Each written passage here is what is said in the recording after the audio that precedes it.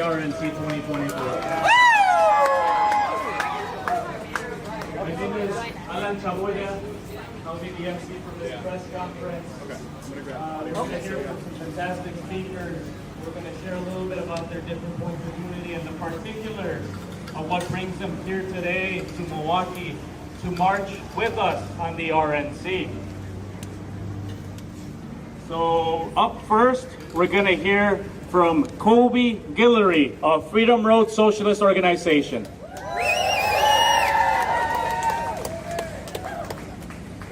The people united will never be defeated. The people united will never be defeated. El pueblo unido jamás será vencido. I'll get a wide shot from the upstairs. Good morning, everybody. My name is Kobe Guillory. That's K-O-B-I-G-U-I-L-L-O-R-Y for the press. I'm a middle school science teacher from Chicago, and I'm also a member of Freedom Road Socialist Organization. Got it. Sounds good. I came here to loudly and proudly oppose the racist and bigoted agenda of the Republican Party. For decades, Republicans have been on a mission to deprive the majority of people of this country of their basic human rights. Their attacks on black and brown people, on women, on immigrants, on the LGBTQ, and on the working class have destroyed the lives and the livelihoods of millions of people. Defeating the Republican agenda is a matter of life and death for working and oppressed people. We have to protect ourselves in this country, and we have to stand in solidarity with the oppressed people around the world. Our government, in a bipartisan initiative, is committing genocide in Palestine with our tax dollars and reinforcing deadly militarism and fascism around the world. Everybody say that ain't right. So we live in the belly of the beast. This is the headquarters of the world imperialist system. That means it is our responsibility to destroy that system so that people here and internationally, people in Palestine and the Philippines, people in Venezuela and Sudan can live their lives with peace, justice, and equality. That's why we're here protesting the RNC. That's why next month we're going to be in Chicago protesting against the DNC. This fight is bigger than the ballot box. It is bigger than any event. We are fighting against a class of exploiters and oppressors who have committed crimes against humanity for over 400 years. And the only way we're going to destroy this system is united and solidarity. So we're going to continue to show up in the streets and say no more oppression, no more repression, no more exploitation. The only reason that we are not living on plantations right now is because of working and oppressed people who came together and fought for justice. So we have to show, as we have shown historically, that the power of the people is greater than the people in power. It's the power of the people that makes history and changes the world, and that's what we're going to do here at the RNC, that's what we're going to do at the DNC in Chicago, and that's what we're going to keep doing until all of our people are free. All power to the people! All power to the people! And I've been told I have a couple minutes for questions, so if anybody has any questions for me, I'll be able to answer them. If not, I can just step aside for the next speaker. Yes, sir. Hi, Owen Fairclough, Student City Press. Can you tell me, in light of Saturday's events, how much the attempted assassination of former President Trump has changed the mood, the tone, what you might be trying to achieve here? So his question was something about what happened on Saturday. That's not relevant to our plans. What we are doing here is bigger than that, and we know how to keep each other safe. We've had these plans for years. We know what we're doing. We are very experienced at protesting. We're very experienced at fighting the power. We're having a family-friendly demonstration here, and what happened on Saturday doesn't change our plans at all. So I'll pass it back to Adam if there's no more questions. Thank you. Thanks, Kobe. Thank you so much, Kobe, Freedom Road Socialist Organization. Up next, we're going to hear from a representative of the students' movement. That is, we're going to hear from Victoria Hinckley with Students for a Democratic Society. Please welcome Victoria. When I say student, you say power. Student! Power! Student! Power! Student! Power! Hello, everyone. My name is Victoria Hinckley. That's Victoria. Last name Hinckley, Hinkley. As they said, I'm a representative from Students for a Democratic Society. I'm a proud member. I've been a member for about 3 years. This year, we marched on the RNC to stand against the attacks on women's and reproductive rights, on Black and Chicano folks, on LGBTQ folks that are pushed by the Republican agenda. Since the overturning of Roe v. Wade in 2022, we've seen countless attacks on reproductive rights, with SDS mobilizing against them each time. The Dobbs decision was a direct result of Trump's presidency. In fact, he takes pride in this. Shame! Women and students around the country have been suffering since the Dobbs decision, and SDS is dedicated to fighting for abortion and reproductive rights until it is readily available for every person in America. These attacks on reproductive rights, reproductive freedom, and abortion access are harshly felt, especially in the South, in states like Florida and Texas, with the emergence of anti-abortion bills banning abortion within the first few weeks of pregnancy. Shame! Bills like these are supported and introduced by Republicans across the country as we see copycat bills spread from state to state, aiming to strip people of their bodily autonomy and the right to decide their futures. These policies that Republican officials enact worsen the livelihoods of women and queer folks, as we see with issues such as abortion access threaten people's lives, their health, and their financial stability. And that ain't right. This makes it crucial for us to mobilize and protest against the reactionary agenda that we see at the RNC.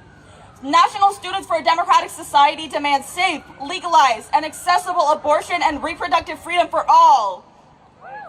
We refuse to accept these continued attacks, and we refuse to take another step back for reproductive rights.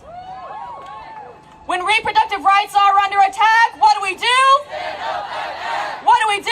Stand up like that. What do we do? Stand up like that. Thank you, and I can take any questions. Okay, yeah. Thank you. Thank you.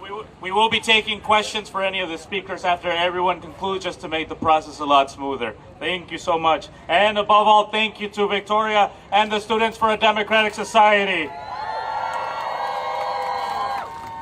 Up next, we're going to introduce Cody Urban on behalf of the International League of People's Struggle. Give it up to Cody. All right, y'all, when I say starve the war, I want y'all to say not the people, all right? Starve the war! Not the people! Starve the war! Not the people! Starve the war! Not the people! That's right. Good morning, everyone. My name is Cody Urban, Codyurban. I'm the vice chairperson of the International League of People's Struggle, an anti-imperialist and democratic formation of over almost 400 organizations in about 40 different countries. And we're proud to join y'all with the march on the RNC today. The 2024 Republican National Convention starts today, and the most utterly fascist elements of the U.S. ruling system have descended upon Milwaukee. For much of the last few years, false promises of economic recovery and ultra-nationalist fervor have been used to mask the intention of both the Biden and former Trump regimes as the presidential election approaches.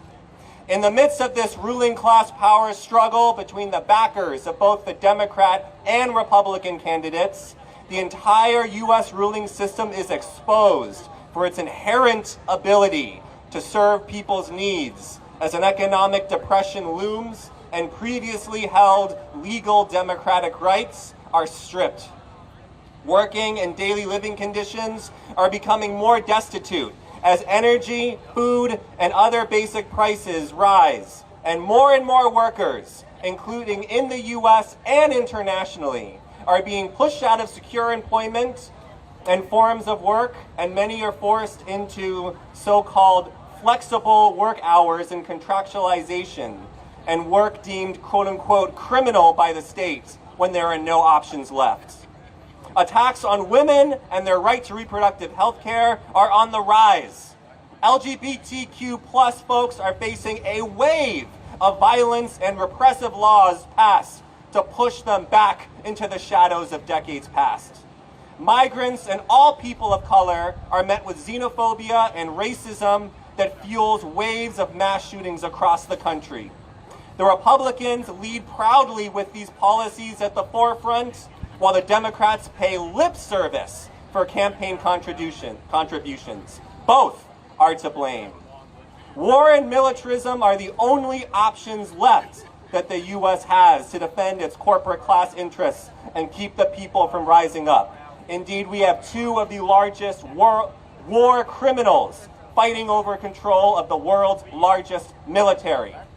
The U.S. armed Israeli genocide in Palestine, the continued fueling of war in Ukraine and Eastern Europe, attempted interventions in Haiti, Bolivia, and many countries in Africa, an enormous expansion of overseas bases and military agreements in the Pacific, massive militarization at the U.S.-Mexico border, and many more examples showcase how many lives the U.S. is willing to destroy in order to maintain its failing position as sole superpower.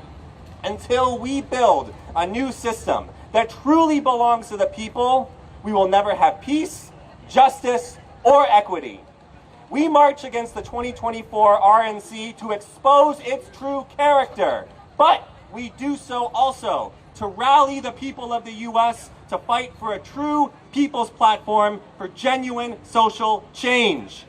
We must build a united anti-imperialist and anti-war movement that fights against wars of counter-revolution and aggression, struggles for a just peace based on social equity and economic justice, and defends the rights of people to self-determination by any means necessary. We must shut down the U.S. war machine and all of its tentacles. We must end all U.S. aid and weapons sales to regimes that are using them to repress their people. And we must act in solidarity with movements that are fighting against U.S. war, occupation, counterinsurgency, sanctions, and intervention in all their lands. Thank you, everyone. We'll see you on the streets. All power to all the people. And long live international solidarity.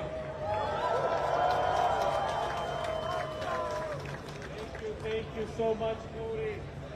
Up next, I'm going to invite mi compañero, Carlos Montes, is going to be speaking on behalf of legalization for all. Carlos. Thank you very much. All right, everyone. All right. No hate, no fear. Immigrants are welcome here, everyone. No fear. Immigrants are welcome here. Thank you very much. My name is Carlos Montes. I represent Legalization for All, national network of human rights activists. My family is from Mexico. We came from northern Mexico through the border and ended up residing in Los Angeles, California, where I live now and I grew up. I'm going to read a statement from Legalization for All. The Legalization for All network is uniting to march with the Republican National Convention to defend immigrant rights is one of our main demands. The other demand is through legalization for all. No to the racist border wall. No border militarization and no more deaths on the border. Stop the exploitation of undocumented workers with low wages. Stop the deportations and the separations of families. Stop the sterilization and sexual violence against undocumented and the detention centers at the border. Texas Governor Greg Abbott continues his unending mission to attack and destroy immigrant lives at the U.S. border in Eagle Pass. I've been to Eagle Pass and I observed the human rights violations. He continues to be supported by Trump and various other bigots in their quest to use every imaginable dollar to hurt and oppress asylum seekers. Trump has vowed to make one of his main goals stifle immigration, specifically from non-European origins. He specifically targets out Latinos and Mexicans. This is why the Legalization for All is marching here today in a contingent from Minnesota to Texas to California. We have NERAC right here, Legalization for All banner. We are joining this march against the Republican convention because Trump has vowed to increase his attacks on immigrants and asylum seekers. We have learned about Trump's ability to push and encourage vigilantly racists like the ones who drove for hours to El Paso, Texas, where my sister and her grandson live, and shot and killed 23 people that he perceived as immigrants, primarily from Mexico, and many of them were U.S. citizens, by the way. We will be marching today to protest Trump and the many Republicans for the continued treatment and terror against the undocumented. Thank you very much.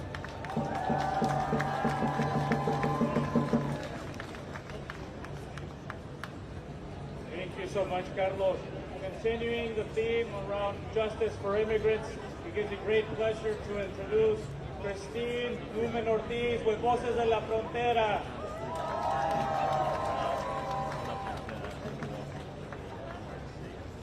Voces de la Frontera Action is Wisconsin's leading immigrant rights organization.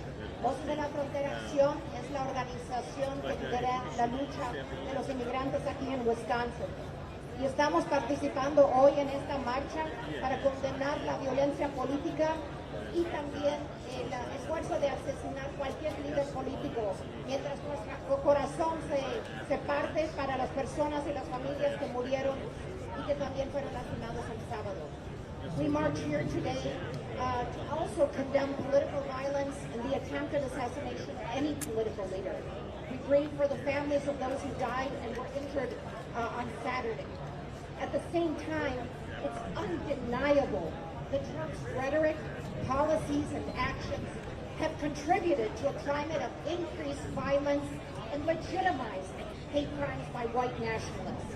A la vez, no se puede negar que la retórica, las políticas y las acciones de Trump propio han contribuido a un clima de violencia y han legitimizado crímenes de odio por personas que creen en la supremacía blanca. And let's not forget that Trump led the assault at the Capitol, resulting in 6 deaths, and demanded the hanging of Vice President Pence, or brought the white supremacists and armed Proud Boys into the political mainstream, or opposed common sense gun control. También no podemos olvidar que Trump lideró un esfuerzo en el Capitolio de golpe de Estado que resultó en 6 muertes y exigió que cuelguen a su vicepresidente. También que normalizó a los Proud Boys y también que se opuesta a regulaciones sobre las armas. His hateful and dehumanizing rhetoric against immigrants and calls for mass expulsion have led to an increase in hate crimes against people of color and immigrants. Es su odio que deshumaniza a los inmigrantes y que se llama para la expulsión masiva que ha resultado en más crímenes de odio en contra de gente de color y inmigrantes. Tragedies like those here in Milwaukee, with the fatal shooting of Hmong parents and a Puerto Rican father by a neighbor in their apartment complex in front of their children, saying, "You have to go." Or when a man threw acid on the face of a U.S. citizen from Peru, saying he was illegal and had to go back. Or nationally, with the deadliest attack on Latinos in modern history in El Paso, when a white nationalist carried out a mass shooting, killing 23 Latinos. Tragedias, como aquí en Milwaukee, con la matanza de padres Hmong y un padre puertorriqueño en frente de sus hijos, cuando vivían en un apartamento y uno de sus vecinos los mató, diciendo, "Tienes que irte". O cuando un hombre tiró ácido en la cara de un peruano ciudadano, también diciéndole que era ilegal y tenía que regresar. O lo que pasó en El Paso, por la matanza más grande de latinos en la historia moderna, resultando en 23 latinos muertos. The GOP's embrace of a xenophobic and violent platform includes the pledge to carry out the largest deportations in the U.S. history, the use of military force on the southern border against asylum seekers that would contribute to more vigilantism and human rights abuses. El hecho que los republicanos apoyan una plataforma antimigrante de violencia que incluye una promesa de las deportaciones más grandes en la historia de los Estados Unidos, el uso de las fuerzas militares en la frontera en contra de gente buscando asilo, va a contribuir a más vigilancia, a más violaciones y de abusos de derechos humanos. It would also include an end of our family-based immigration system and renewed attacks on funding for so-called sanctuary cities or states.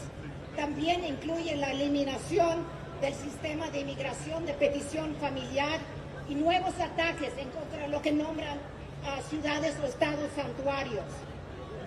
But because we lived through a prior administration of Trump, we say we will never go back to family separations where children are taken from their parents and deported with the purpose of creating trauma and endangering their lives. Pero como nosotros hemos vivido debajo de una administración Trump anteriormente, podemos decir que nunca más vamos a regresar a políticas de separación familiar donde les quitan niños de sus padres en centros de detención y los deportan con la intención de causar trauma y poner en peligro sus vidas. In 2018, we lived through the largest raids in our state's history in the last 20 years, in a failed attempt to intimidate families before a key governor's race. En el 2018 vivimos a través de una de las redadas más grandes en los últimos 20 años, en un esfuerzo que fracasó de tratar de intimidar a nuestras familias a salir para las elecciones claves de gobernador. People of all races and religions rose up with mass protests to condemn family separation policies. Gente de toda raza y religión se unió con protestas masivas para condenar separación de familias. In 2018 in Milwaukee, we organized a 60,000-strong Day Without Latinos and Immigrants general strike in March to end 287G and force the resignation of Sheriff Clark. And we won. We passed sanctuary policies to protect our communities and families. And we asserted our values as a welcoming city and state. We march today to say that we are not afraid of those that demonize us and promote hate and violence and division. We stand united and firm for justice and human rights. We are proud that in 2020 we also contributed to the defeat of Trump and his MAGA politics, and we will do so again in 2024. Sí se puede. Sí se puede, sí se puede. Sí se puede, sí se puede. Claro que sí, gracias. Thank you, Christine. Up next, it is my pleasure to welcome Hatem Abudaye with the U.S. Palestinian Network. Hatem.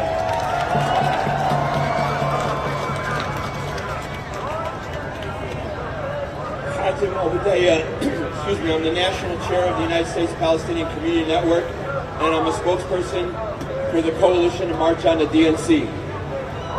Hatem as in Mary, last name Abudayyeh. In December of 2022, USPCN learned that the RNC would be coming to Milwaukee, and so we immediately joined the Coalition to March on the RNC.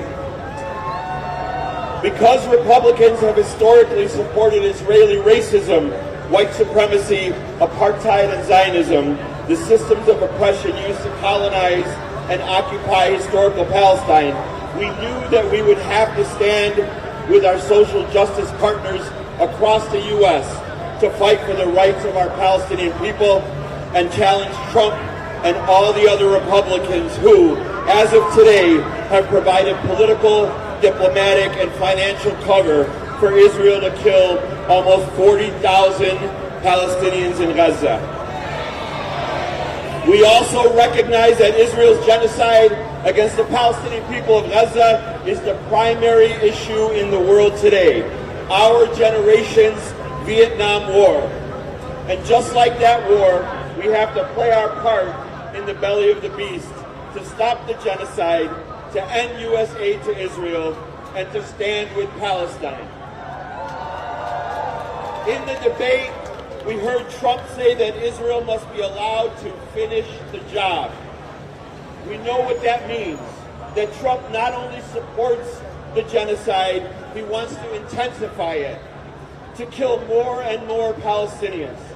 But Trump in Milwaukee this week and genocide Joe Biden in Chicago next month shouldn't forget that the vast majority of the world stands with Palestine and its right to self-defense and resistance in Gaza.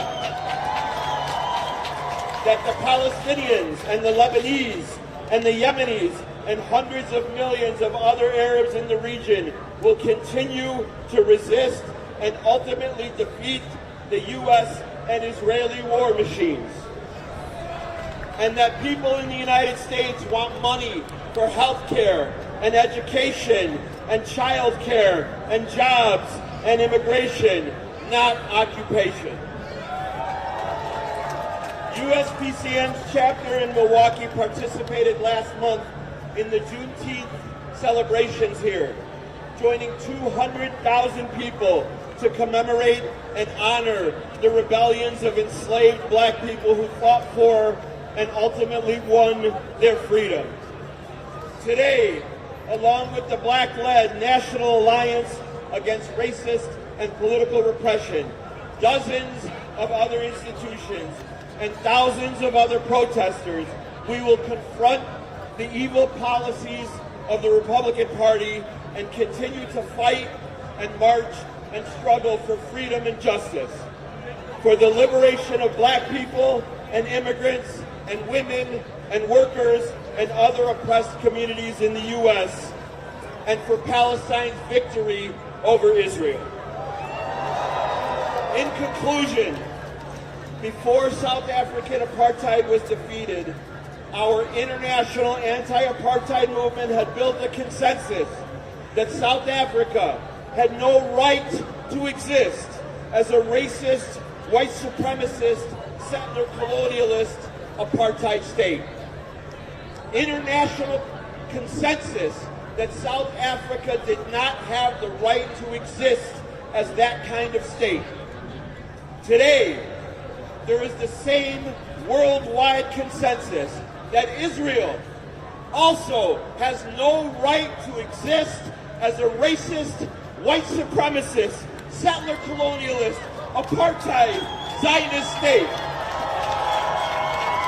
It is on its last legs, as is the U.S. empire.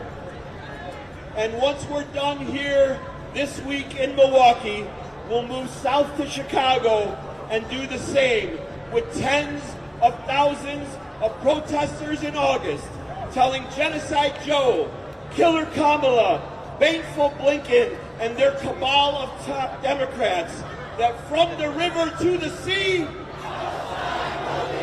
from the river to the sea, thank you. Thank you so much, Hatem. Viva, viva Palestina! Viva, viva Palestina! Viva, viva Palestina! Viva, viva Palestina! That's right. Thank you to all these wonderful speakers for giving us particulars that are forming this coalition.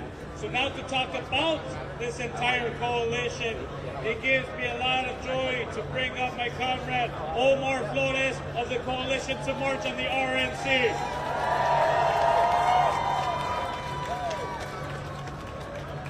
Hello everyone, as mentioned, my name is Omar Flores. I am the co-chair of the Coalition to March on the RNC. Thank you to all the organizations and community members who are out today to join us in the culmination of 2 years of organizing. The Coalition to March on the RNC came together in the summer of 2022. And from the beginning, our goal has been clear. In the first press release we ever put out, announcing the coalition's formation, I was quoted, "We welcome every opportunity to rally the masses of people across the country in opposition to the Republicans and their racist, sexist, bigoted, anti-worker agenda." And this is still true. 2 years later, we have over 120 organizations in the coalition and 5 well-defined points of unity. Defend women's, LGBTQ, and reproductive rights. Defend and expand immigrant rights. Peace, justice, and equity for all. Stand with Palestine. And to sum it all up, fight the racist and reactionary Republican agenda. The most visible figurehead of the Republican Party right now is Donald Trump. And we want to be clear. We are marching on the Republicans' entire agenda. Our speakers today represent a broad movement against the entire Republican platform. We are marching on every Republican state slashing funding for DEI initiatives in education. Every Republican governor putting up more razor wire to militarize the southwest border. Every Republican voting for right-to-work bills, and every Republican signing bombs that they're sending to Gaza. We are here to march within sight and sound of the Pfizer Forum to let everyone know our coalition will fight the entire racist and reactionary Republican agenda. The organizations you will hear from today have been working on projects aligned with our points of unity for years. And there are dozens more in our coalition that will not be speaking that have made incredible contributions to their respective movements. No one here pressed a button and made everyone appear here at Red Arrow Park. And our work will not stop when we pack up the stage after noon. You can join many of the organizers here again in August in Chicago when we march on the DNC, where we will be letting the Democrats know that we also see every bomb they drop on Gaza, every family they separate at the border, and every time they choose not to raise the minimum wage. Beyond this summer, we encourage you to find a place in the movement by joining an organization. Listen to the speeches today. Get on an email list or follow an organization on social media and go to events. The work of fighting back the RNC might end soon, but the work of getting our demands met is just the beginning.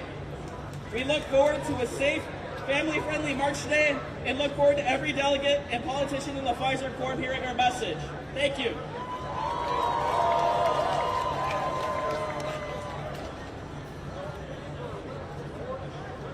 At this time, that is the end of our press conference speakers. We will take any questions you may have for the coalition in general or particulars within this. We will take any questions. Yes. The question is, can we share where everyone is from across the country, different states or cities? Omar? We pretty much have the whole country covered, if I'm being honest. We have folks from LA. We have folks from New York. Let's hear our folks from Florida. We know they hate the Republicans. Definitely folks from Illinois. Let's hear from Minneapolis. Let's hear from Minneapolis. We got a lot of folks out here, so yeah, we're pretty well represented here in terms of geography.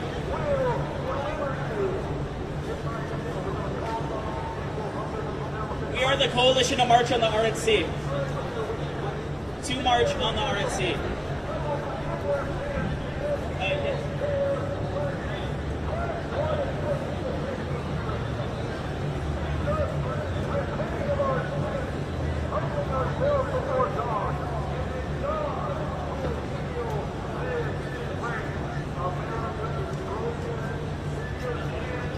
No comment at this point.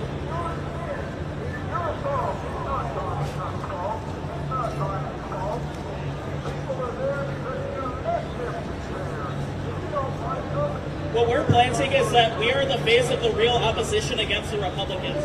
The Democrats have only been in opposition in words, so we plan to be the opposition in action. Isaiah?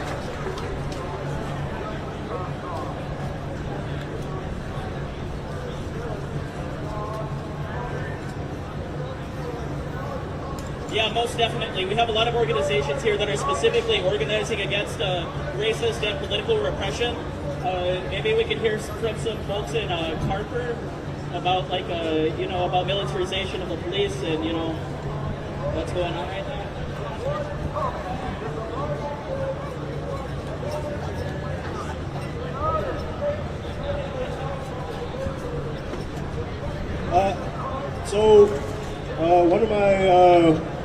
One of my comrades from the Chicago Alliance Against Racist and Political Repression, just welcome up Jasmine Smith. She's going to talk about the militarization of the police.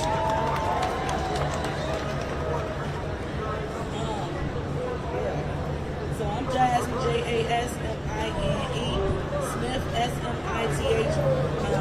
One of the leaders of Chicago Alliance Against Racist and Political Repression, the head coach of our campaign to free incarcerated innocent torture survivors and wrongfully convicted. So in Chicago, we're fighting against police crimes. We're fighting against police and dirty detectives that have kidnapped, wrongfully put bad cases and wrongfully convicted our loved ones. Like 2 of my loved ones have been gone now 14 years and 17 years due to cops coercing and torturing witnesses to make false statements and testimonies against them. Now, Chicago is the #1 capital in the world of wrongful convictions. They didn't get that name by mistake. And that's clear. We have freed over hundreds of men thus far for being wrongfully convicted by the hands of police that's supposed to protect our communities, but instead they are abusing their titles and they're using their strengths and by the numbers of the code assignments of forcing people to make false confessions and beating some of these survivors into false confessions against themselves so they can wrongfully convict them and put them in godforsaken slave ships that they call prisons. There's nothing correctional about it. We have the police being protected for centuries now by these powers that be, the Democrats, the Republicans. No police around the globe is being held accountable for their actions. People being wrongfully convicted should be a crime.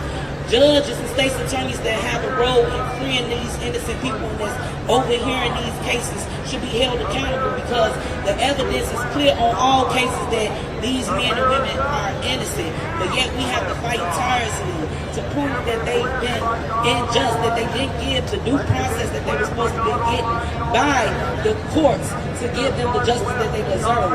And they're being protected by, political powers, the Republican side and the Democrats, to continue to get away with their crimes. So we say enough is enough, and every day we fight for change.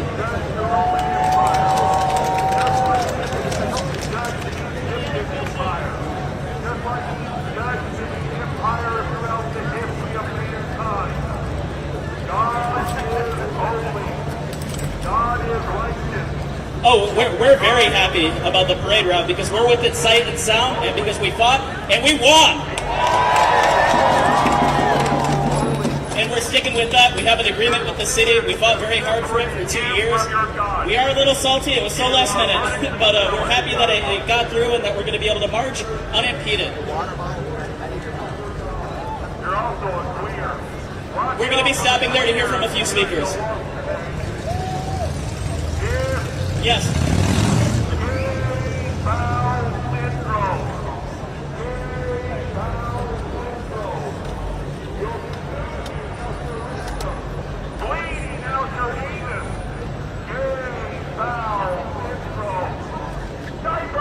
I think the Republicans are experts on political violence.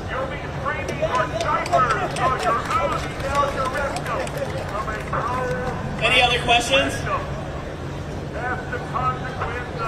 Thank you, everyone. That concludes the press conference. We will begin in about 5 minutes hearing from welcoming speeches. So in about 5 minutes, we'll start with the welcoming remarks. Thank you to the members of the press for today's press conference for covering this. Thank you.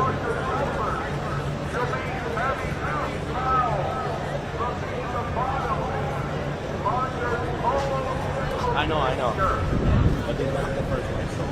Yes, you're automated and you'll need diapers. Diapers.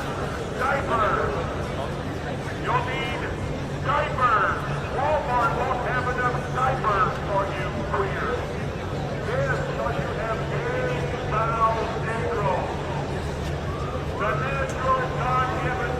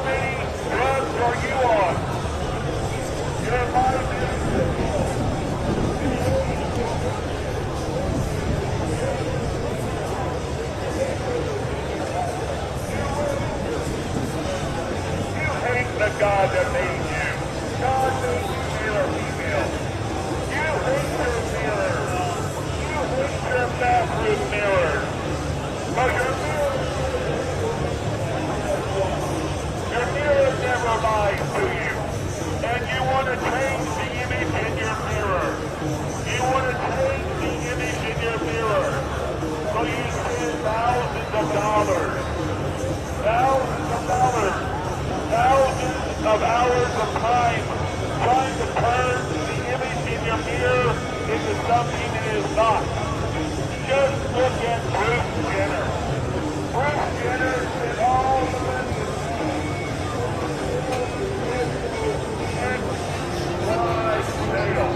He's still a man. He'll never not be a man or a woman. In the beginning.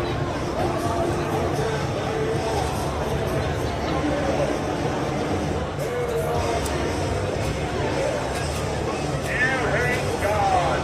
You hate the way God made you.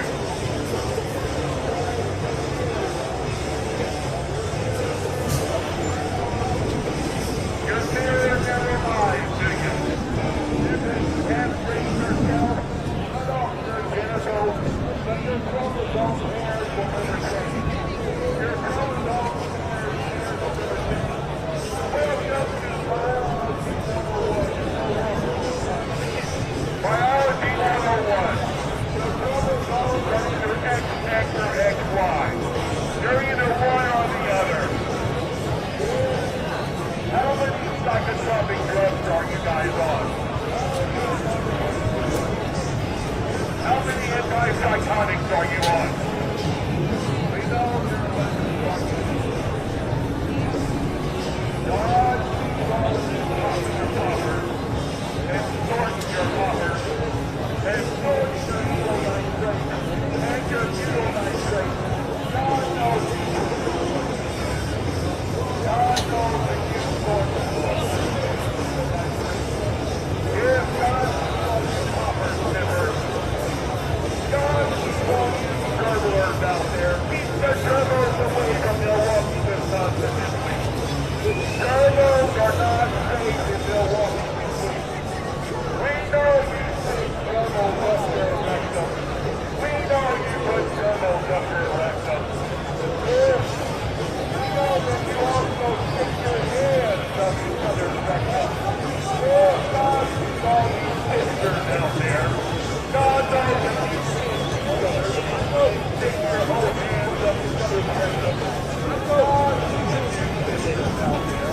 He sees your perverted behavior. He sees what you do. He sees your fisting. He sees your dribble. He sees your dribble.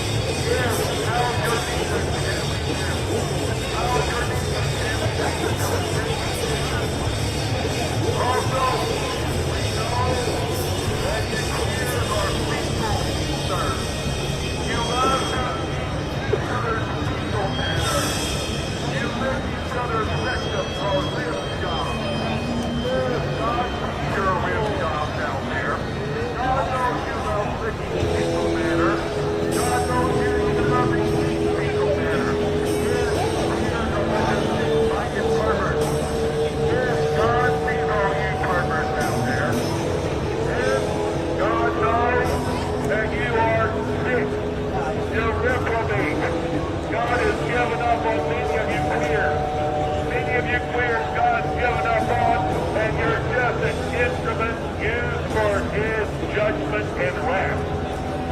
God knows that you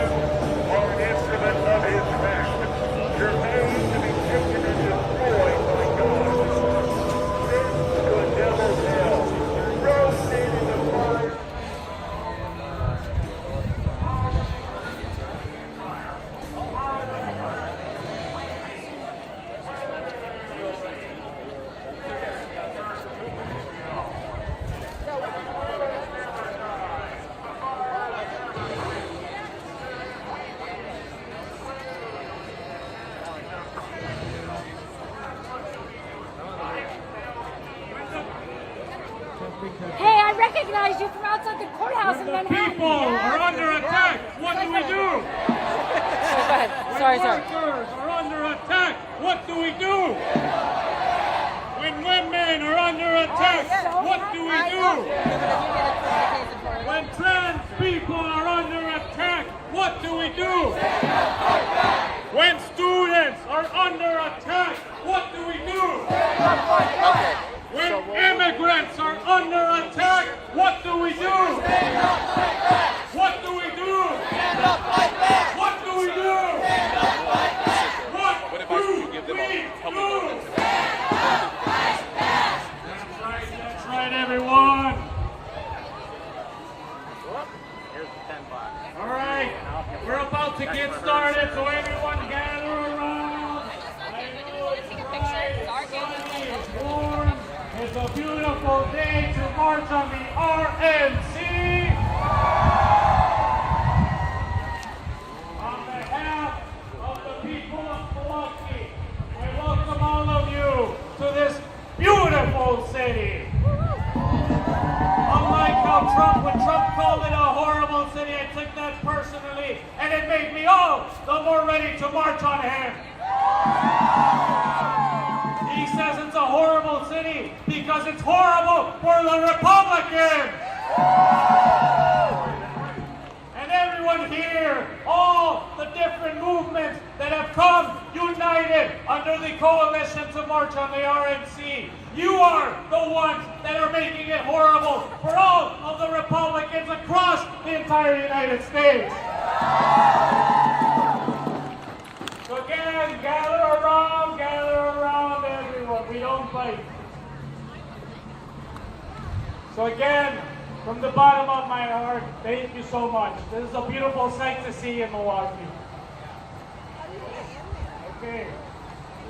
So we're going to get started with our rally portion for today. Who's ready for the rally? I can't hear you. I said, who's ready? Y'all really want to be heard inside Pfizer? You're going to have to be louder than that. All right. I'll definitely hear you there. They'll probably hear you in Waukesha where most of them are at. Anyways, my name is Alan Chamoya. I am the outreach chair of the Milwaukee Alliance Against Racist and Political Repression.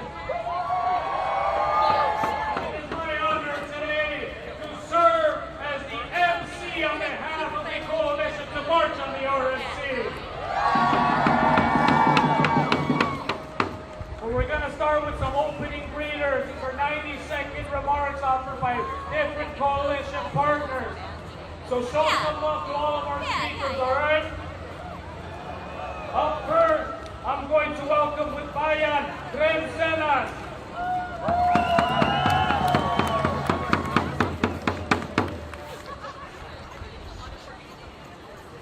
From Palestine to the Philippines. From Palestine to the Philippines.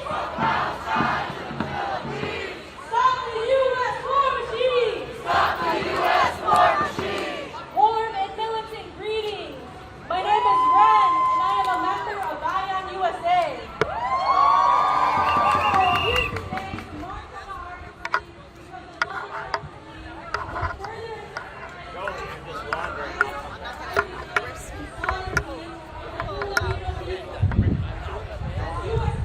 presence in the Philippines increases and its rivalry with China escalates, the Filipino people are caught in the crossfires of war. This year, there are over 500 military exercises in the Philippines as part of the United States escalation of hostilities against China. Shame! Trump and the Republican agenda will only continue violating Philippine sovereignty by increasing U.S. military presence and maintaining political and economic control for the benefit of U.S. corporations and the ruling class. Shame! We saw this during Trump's term when he referred to the Philippines as the, quote, most prime piece of real estate from the military standpoint. Shame! His cabinet also supplied $2 billion in weapons to arm the violent Duterte regime using our taxpayer dollars while depriving working class communities here of public housing, healthcare, and education. But we're not disillusioned to the fact that no matter who is president, U.S. imperialism will seek to maintain its grip on semi-colonies like the Philippines. Now is the time to organize and build a movement to resist U.S. imperialism, to defend Philippine sovereignty, and support national liberation struggles from across the world, from Philippines to Palestine. U.S. out of the Philippines and everywhere! Down with U.S. imperialism! Long live international solidarity! Thank you all! Thank you so much, friends. Up next, welcome back with Voces de la Frontera, Festín Numen Ortiz.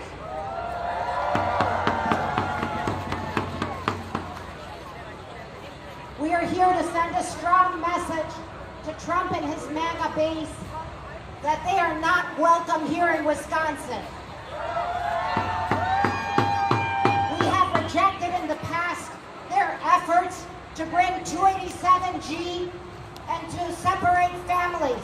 We have fought against that, and we defeated them in 2020 here in Wisconsin. He may not want to believe that, but he was defeated. His politics and his hate were defeated. And in 2024, we are here committed to fight in the streets and in the ballot box to make sure that Trump and his MAGA base do not come to power, and to continue to hold our elected officials accountable, to expand the fight for immigrant rights, and to end the war in Gaza, and to protect LGBTQ rights and expand democracy. ¿Se puede? ¿Se puede? ¡Sí se puede! Gracias, Christine. Up next, speaking on behalf of the Young Workers Committee of the Milwaukee Area Labor Council, give it up for Piper Hogan. The Republican agenda has had a disastrous impact on the working class here in Wisconsin and across the world. Anti-union laws celebrated by Republicans like Act 10 and Right to Work have decimated public sector unions and rolled back workplace standards for millions of working people. Say, that ain't right! My name is Piper Hogan, and as a steward in my local union and member of the Milwaukee Area Labor Council's Young Workers Committee, I know that workers deserve better! But are we going to sit around and wait until lawmakers decide to improve our conditions? No! Are we going to organize in the workplace and in the streets for the rights we deserve? We know our history. The only way the working class has ever made progress was by organizing to struggle for what we deserve. A new generation of trade unionists are reviving the fighting spirit of the labor movement to take on the bosses, billionaires, and the Republican Party's racist and anti-worker agenda. The Young Workers Committee is helping build skills for young union activists and leaders and workers who are interested in organizing their workplace. Reach out to us at the Young Workers Committee if you want to bring the spirit of this rally into your workplace and organize for worker power. I'm here to say, get up, get down. Milwaukee is a union town. Get up, get down. Milwaukee is a union town. Thank you. Thank you so much, Piper. Up next, speaking on behalf of Milwaukee for Yemen, give it up to Wasem Sharaf. Okay, never mind, we're moving on. Up next, we're going to hear from Palestine Solidarity Grand Rapids, Sherry Stoll. Hi everybody, my name is Sherry. I'm speaking on behalf of Palestine Solidarity Grand Rapids from Grand Rapids, Michigan. I'm marching with you all today to stand with Palestine against the warmongering Republican Party. PSGR holds weekly events to sustain pressure on our city's politicians and build a people's movement against Israeli apartheid, while our city faces seemingly insurmountable pushback from our Democratic representatives. We have no false impressions about the Republicans' rabid support of military intervention for the sake of imperialism. We need only to look at Syria or Iraq or Afghanistan or Iran or 75 years of Israeli apartheid to understand how a Republican cabinet handles conflict in the Middle East. BSGR calls for the total liberation of the Palestinian people, understanding that fighting for an oppressed people makes way for peace, justice, and equity for all, not just in Palestine, but internationally. As a mass movement, we also take pride in our diversity. So we are also marching here today for each other. I know that the people's movement will succeed.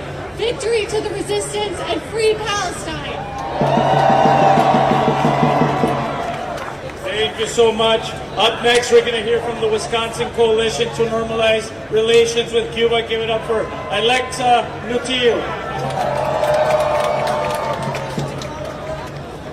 For over 60 years, the United States has imposed a cruel and inhumane blockade on Cuba,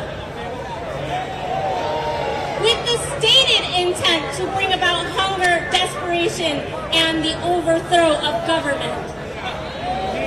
And the Trump administration imposed 243 new sanctions and added Cuba to the state sponsor of terrorism list. Shame! This designation makes it even more difficult for Cuba to trade with the world and has caused extreme shortages in food and medicine. Biden has continued these policies and can take Cuba off the SSOT list with the stroke of a pen. No matter who is the next president, we must end the war on Cuba, take Cuba off the list, end the blockade on Cuba now. Let Cuba live. Venceremos. Thank you so much. Up next, we're going to hear from the Wisconsin Bailout the People's Movement. Give it up for Kai. Hi everybody, I'm Kai with Wisconsin Bailout the People. We've been bailing out the people since 2011. You know, Wisconsin is not a Republican state, it's not a Democratic state, it's a working class state. Working class people built this state with the unions, and we know who our enemies are. We know who our enemies are, and we know what we want. We want health care, we want decent jobs, decent wages. We want land back from Turtle Island to Palestine. But what I want most of all right now is justice for Devontae Mitchell. Thank you so much, Kai, with Wisconsin Bailout the People's Movement. Up next, it is Centro CSO. Give it up for Marilena Madrid. El pueblo unido jamás será vencido. Hola, my name is Marilena Madrid, and I'm a teacher in Southern California, where many of my students are immigrants from Mexico and Central America. I'm here speaking to represent the two chapters of CSO, Community Service Organization. Based in East LA and Orange County, CSO fights to end police brutality and win police accountability for Chicano communities, put a stop to the privatization of education through charter schools, and win legalization for all of the undocumented. CSO endorsed the March on the RNC and sent a delegation to Milwaukee because we understand as CSO that what we see in Los Angeles occurs across our country, in every state, every day. Trump's election and the return of Republicans to power would only lead to further attacks on the most oppressed within our society: women, LGBTQ+ people, African Americans, Chicanos, and Latinos. We also know that a Trump presidency will not bring peace or justice to Palestine, but only continue Israel's genocide. In particular, the Republicans have made xenophobic policies and hate speech a cornerstone of their platform. Trump has already shown during his first term what a Republican presidency will mean: constant attacks on immigrants. Thank you. so much, Marilena. Up next, speaking on behalf of the DC Alliance Against Racist and Political Repression, give it up for Katie. Thank you.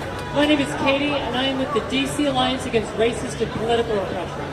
Trump and the reactionary Republicans think that we will be backed into a corner this November. As the massacres in Palestine continue under the genocidal Biden administration, they're hoping we capitulate to their backwards and racist agenda. But our presence today is a clear and defiant no, that the people are steadfast in their opposition to genocide under any administration.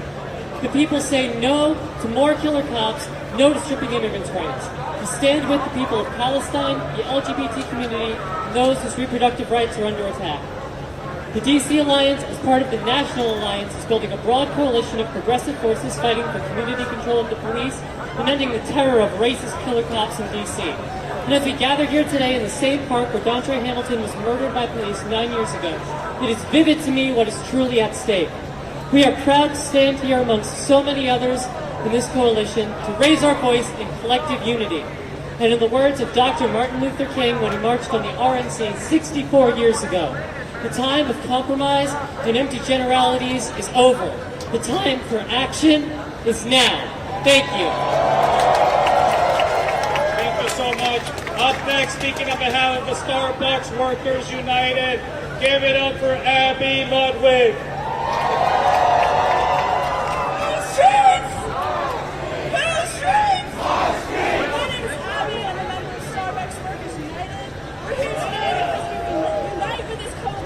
And we know that Republicans pose a threat to the NRA and our organizing. Shame. But we're not scared of their reactionary agenda, because they do not decide history in their stuffy halls. We do, here in the streets. And we're not scared of a fight. After 3 years, Starbucks Workers United fought our way to the bargaining table.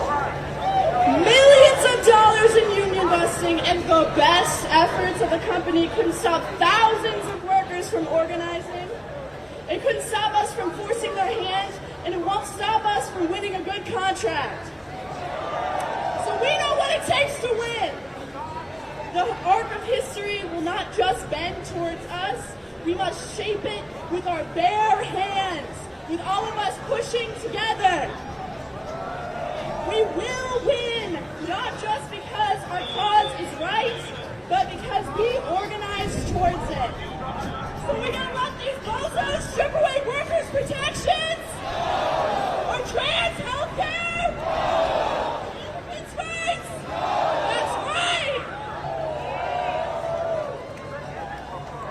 Thank you so much. Up next, with the Minnesota Abortion Action Committee, give it up for June Gomez. Fight, fight, fight! Abortion is a human right! Abortion is a human right! My name is June, and I'm a member of the Minnesota Abortion Action Committee. We are here to march against the anti-abortion Republican agenda, which targets the most vulnerable people in our communities. In our home state of Minnesota, there are 90 crisis pregnancy centers, fake clinics funded and operated by national conservative networks. These places spread medical misinformation and use religious shame tactics to scare people into keeping their pregnancies. Say shame to that. Republican politicians who try so desperately to convince you that they are virtuous, faithful people, that they have shown time and time again that their only religion is exploitation, subjugation, and control over the bodies of women and all gender-oppressed people. As a butch trans Christian on fire for reproductive justice, let me say it loud and clear. We will not let the right win out. A wave of fear, pain, and uncertainty fueled by repressive politics is blowing over our communities. It is our duty to fight back. Together, let's fight the Republican Party, block for block, clinic by clinic, in Minnesota, the Midwest, and around this country. Thank you. Thank you so much, June. Up next, welcome Wisconsin State Assembly from District 19. Give it up for Ryan Clancy. Thousands of fascist Republicans did not accidentally descend on Milwaukee. They were invited here by Milwaukee's leaders.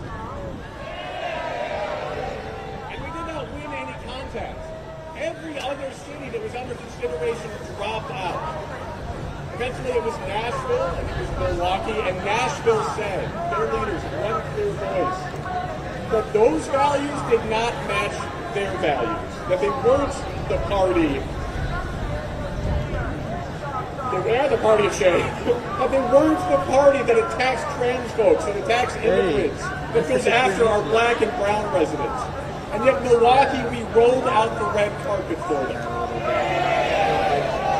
And so much is at stake, even more after what happened on Saturday, even more after the left was being blamed for that without any grounds to do so.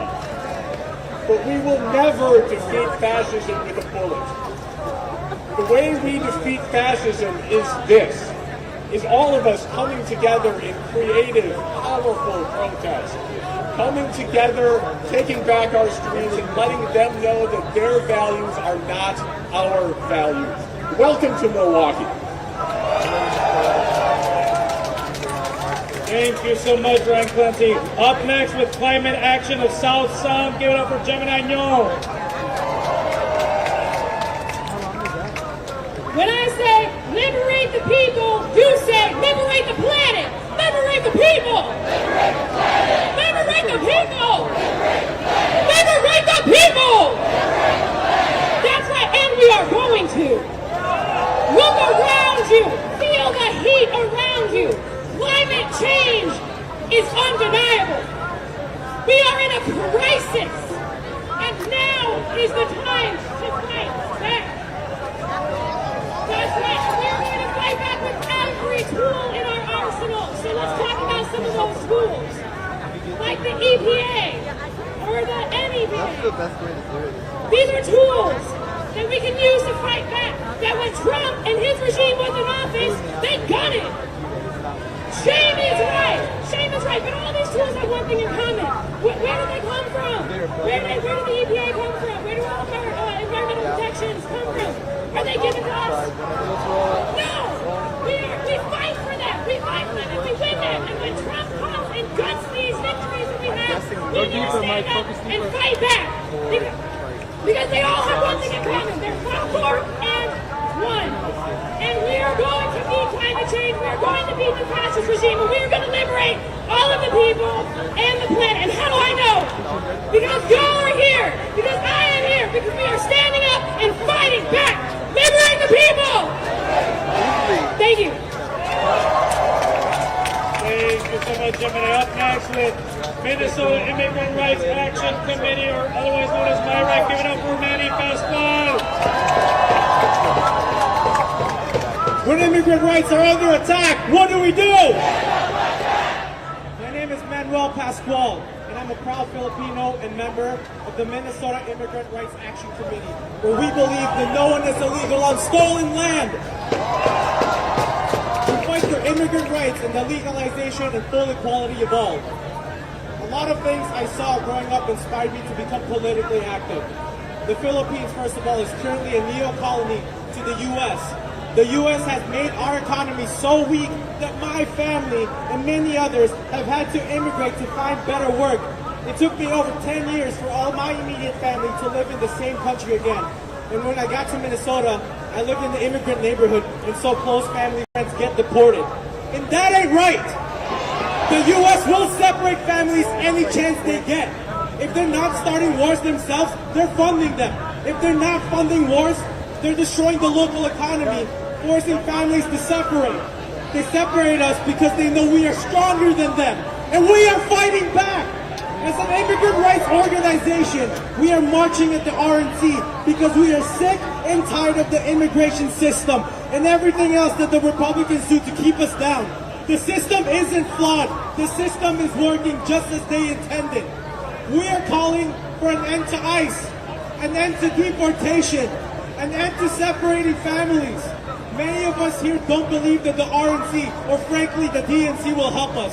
Trump has hurt immigrants over and over again, creating catastrophes for whole communities by deporting people, separating families, including children from their parents. And Trump, to be re-elected, we know that this would only get worse. So say shame to that. We are marching at the RNC because we believe in maintaining the dignity of those who enter this country seeking asylum. Today we are standing up to the powers that be and letting them know that we are fighting back. The problem is not immigrants, the problem is U.S. imperialism. And the best way to fight our enemy is to say it loud and clear. When immigrant rights are under attack, what do we do? What do we do? Thank you. Thank you so much, Manny. Up next, with the Wisconsin Federation of Nurses and Health Professionals, Local 5000, give it up for Tracy Schwarzenegger. When healthcare is under attack, what do we do? I said, what do we do? My name is Tracy, and I'm an ER nurse with the Wisconsin Federation of Nurses and Health Professionals, and I'm so proud to be here today to say that healthcare is right, and we are here to march against those who believe it is not a right. We are marching on a political party that will allow people to die in the streets and are in fact creating conditions to allow them. We deserve more, and we will get more. We're fighting for better conditions for workers and our patients across Wisconsin and the country. We demand safe staffing and quality access to health care that will not bankrupt the working class. They want to destroy Medicare and Medicaid and meaningful access to health care. That will never happen. It is a great thing to be standing with all of you today to stand up and fight back against the racist, reactionary, and anti-worker agenda of the Republican Party. Victory is certain, and together we will win. Thank you so much, Tracy. Up next, give it up for the Milwaukee Area Labor Council. Welcome, Pam, President of Mount.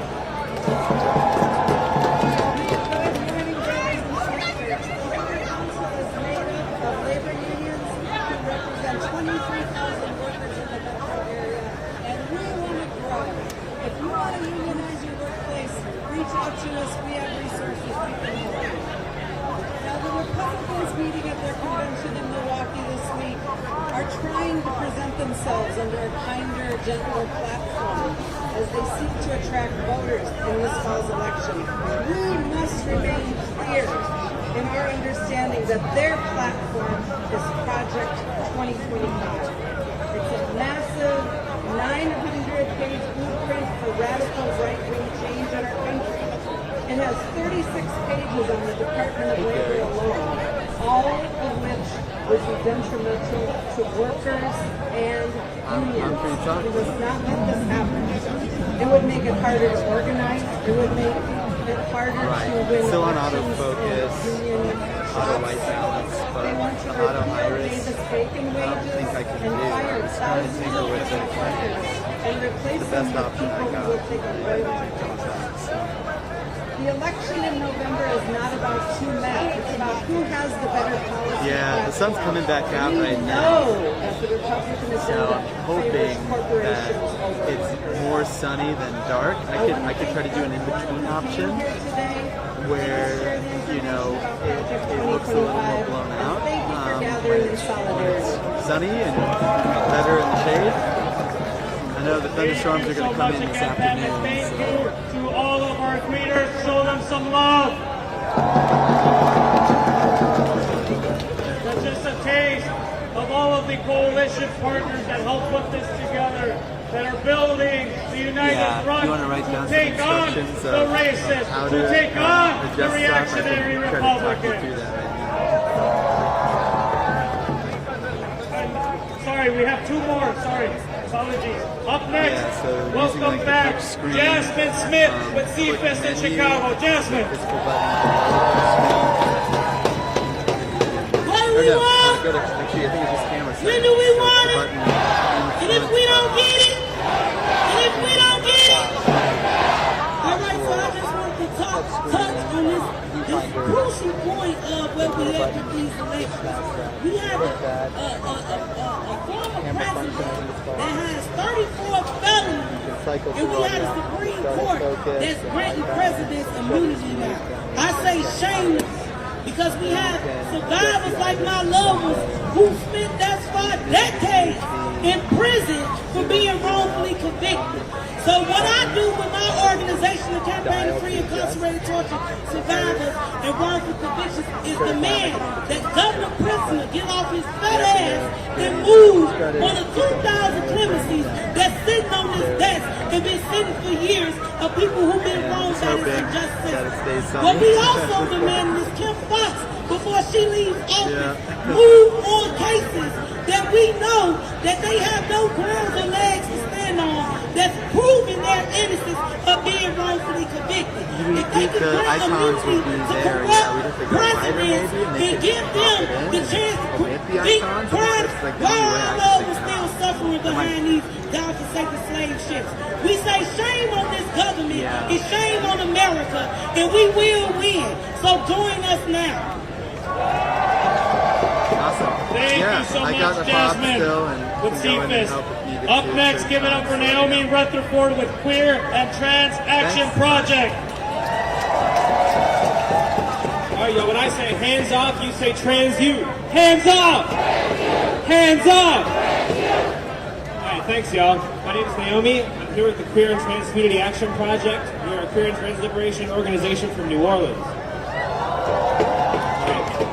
And you know, today, our Louisiana Republicans, Jeff Landry and Mike Johnson, they probably thought they were going to get a break from us today, but they're dead wrong. We're out here because we recognize in order to fight our arch-reactionary Republicans in Louisiana, we have to join with other struggles here in this united front and meet at their convention where they submit their leadership and their agenda. We know what another term of the Republican agenda is going to mean for our movements. More repression, more policing, and more discriminatory bills flooding out of these Republican legislatures, like the disgusting anti-trans and anti-queer bills that flooded out of the Louisiana legislature in this session. That's why we're here, recognizing across the country, between movements, and across the ocean of Palestine, we have to organize here and at the DNC next month in order to win this fight. So we're here to win, right? All right, thank you. Thank you so much. Okay, up next, we're going to break it up a little bit. We're going to hear from one of our big speakers. This man is a legend in the Black Liberation Movement. He is the executive director of the National Alliance Against Racist and Political Repression. So all of Milwaukee better show some love and respect to Frank Chapman.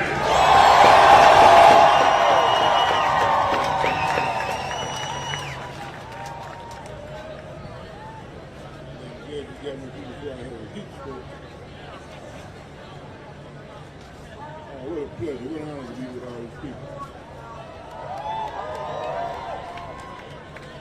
And you know me, all power to the people. All power to the people. I want to get right to the point. The reason why we're here. One of the major reasons why we're here, for a lot of reasons, and people have spoken to those reasons. I just want to lift up this again. Reason why we're here is free Palestine! Free Palestine! I don't speak for all black people. I do speak on behalf of all oppressed black people who have historically stood in unconditional solidarity with the Palestinian people. And they have historically stood in solidarity with us. We've had a past together, and we got a future together.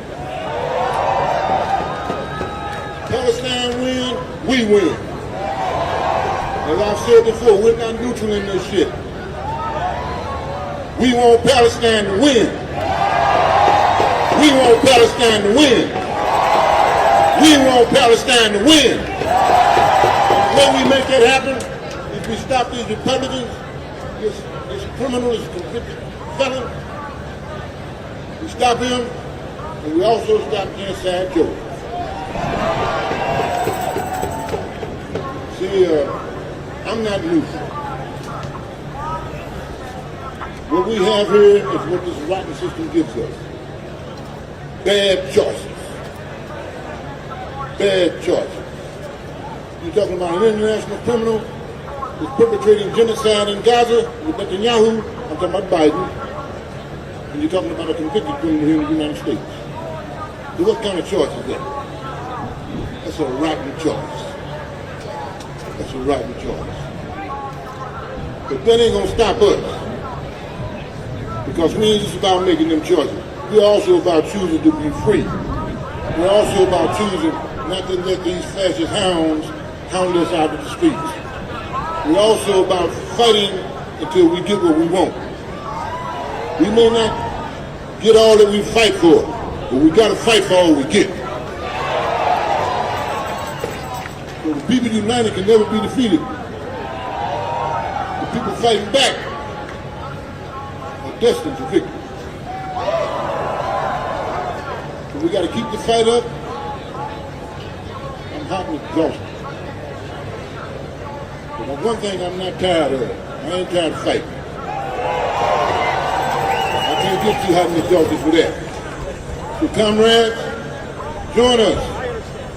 Join us in bringing about an end to this racist, genocidal war against Palestine. Join us in bringing about an end to this criminal seeking the highest office in the land. Bring us about bringing an end to all of this. Join us in bringing about freedom. Get back, get back. We want freedom. All these racists, we don't need them. Get back. We want freedom. All these racists, we don't need them.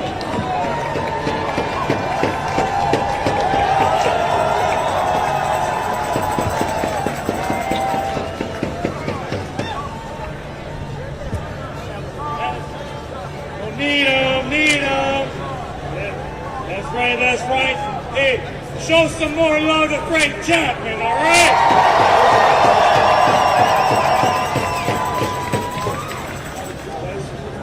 That's right. No justice! No justice! No justice! That's right. Thank you so much, Frank.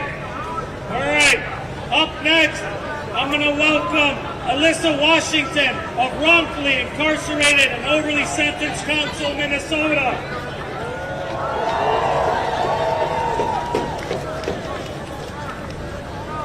Hello, everyone. Thanks for having us here today. As he said, my name is Alyssa Washington from Minnesota.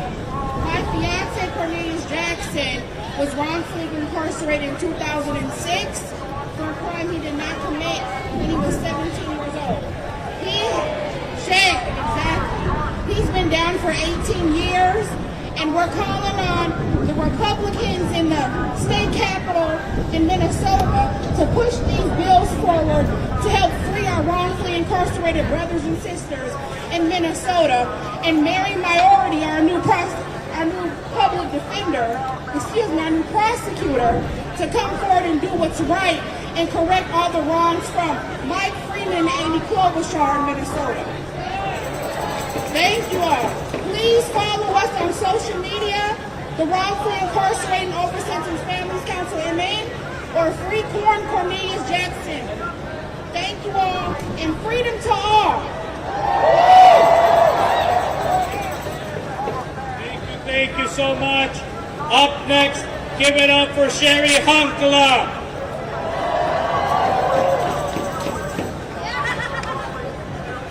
I bring you greetings from poor and homeless families across the United States of America. My name is Sherry Hunkla, and we're the ones that set up a Trump bill, and we're marching today at 4 o'clock after supporting your march.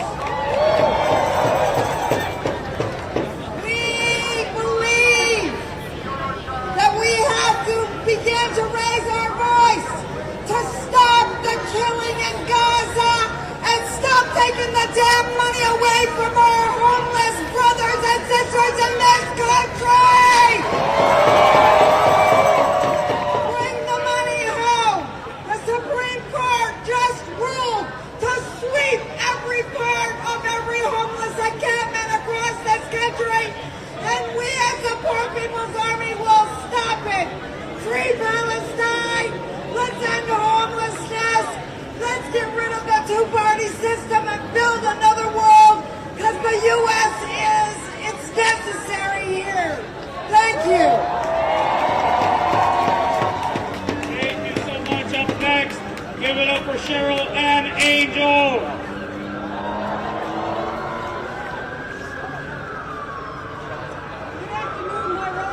Go on. It's a great honor to stand here with all the people who have common sense, who have spirit of unity, and who have no fear. Without you, the movement isn't going anywhere, so I applaud you. I want to offer a prayer for your protection from my people, from my ancestors. It's very simple. I would like you to center yourself in your power and reach out to those who have sustained you for centuries, your ancestors. So here we go. I'm entered to the International Indigenous Youth Council, and also a part of a Wisdom Keeper Circle that has over 50 Wisdom Keepers from 5 continents. And so they're here with us, they're praying for us, and they know our struggles because they struggle too in their countries.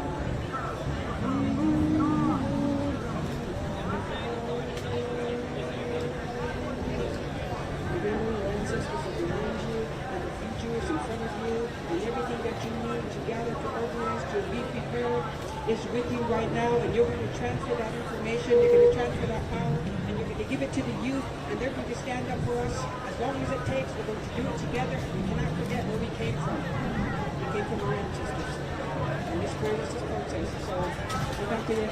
Bless you. Bless you.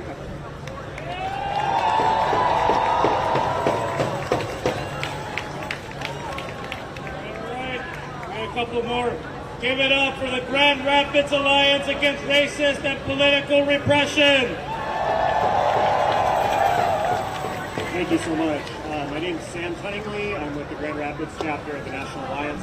And I'm going to take the time today to talk about struggles being waged locally in our city. Patrick Leoya was murdered a couple years ago by a cop. They were still tied up in the legal system. Samuel S.T. Sterling and Riley Doggett were 2 individuals that were murdered by police cruisers just a few weeks ago. Shame. So we know the Republicans aren't going to lift a finger to help them from the local level to the federal level. So I want to show them, I want to report back to Grand Rapids and show them that everybody out here today supports them. So I want you to chant with me. And when I say justice for, say Patrick Leoya. Justice for! Justice for! When I say justice for, say SD. Justice for! Justice for! When I say justice for, say Riley Doggett. Justice for! Justice for! We encourage everybody in their local communities to put community control of the police out there into the public. Fight for it every day, every single day. That's right. All right. Up next, give it up for my brother over here. Brother in the struggle. If you were in Kenosha, if you heard of Kenosha, you know this name. Give it up for Justin Blake, uncle of Jacob Blake. No justice! No peace! No justice! No peace! No justice! No peace! Assalamu alaikum. Good morning, everybody. My name is Justin Blake. And we've never stopped fighting. When we were born, our great-grandfather was a Pullman porter. My grandfather was a Tuskegee Airman. And my father, the late Jacob Blake, had already marched 3 times when Martin Luther King gave money to Mandela when he was in South Africa. So maybe some people can lean back and watch things go by. But Blakes are used to standing up and saying, no justice! No peace! No justice! No peace! No justice! No peace! Now, if you want something done for your community like we want done for our community, some people got to finish their jobs. I was a Democrat and our whole family were Democrats for years. I'm an independent now, so you have to earn our vote. You have to earn our vote. We want people that are going to stop putting people in jail, spending money overseas, having land pipes in Milwaukee. We have to get out and vote for whoever is going to beat the orange-faced guy. We are talking about Trump. If you value your freedom like we value ours, there will be no fight if he hits the office. There will be a large gathering up of people corralling and being put and sent away. Like here in Russia, they sent you out to the gulag or whatever. We have to stand up, and the time is now to fight for your rights, not later. Not later, right now. We must stand up, get out and vote, encourage people to send him back with his racist, 34 criminal habit, convicted felon self. Nobody deserves like that to be our president. We've come too far, we're not going back. No justice?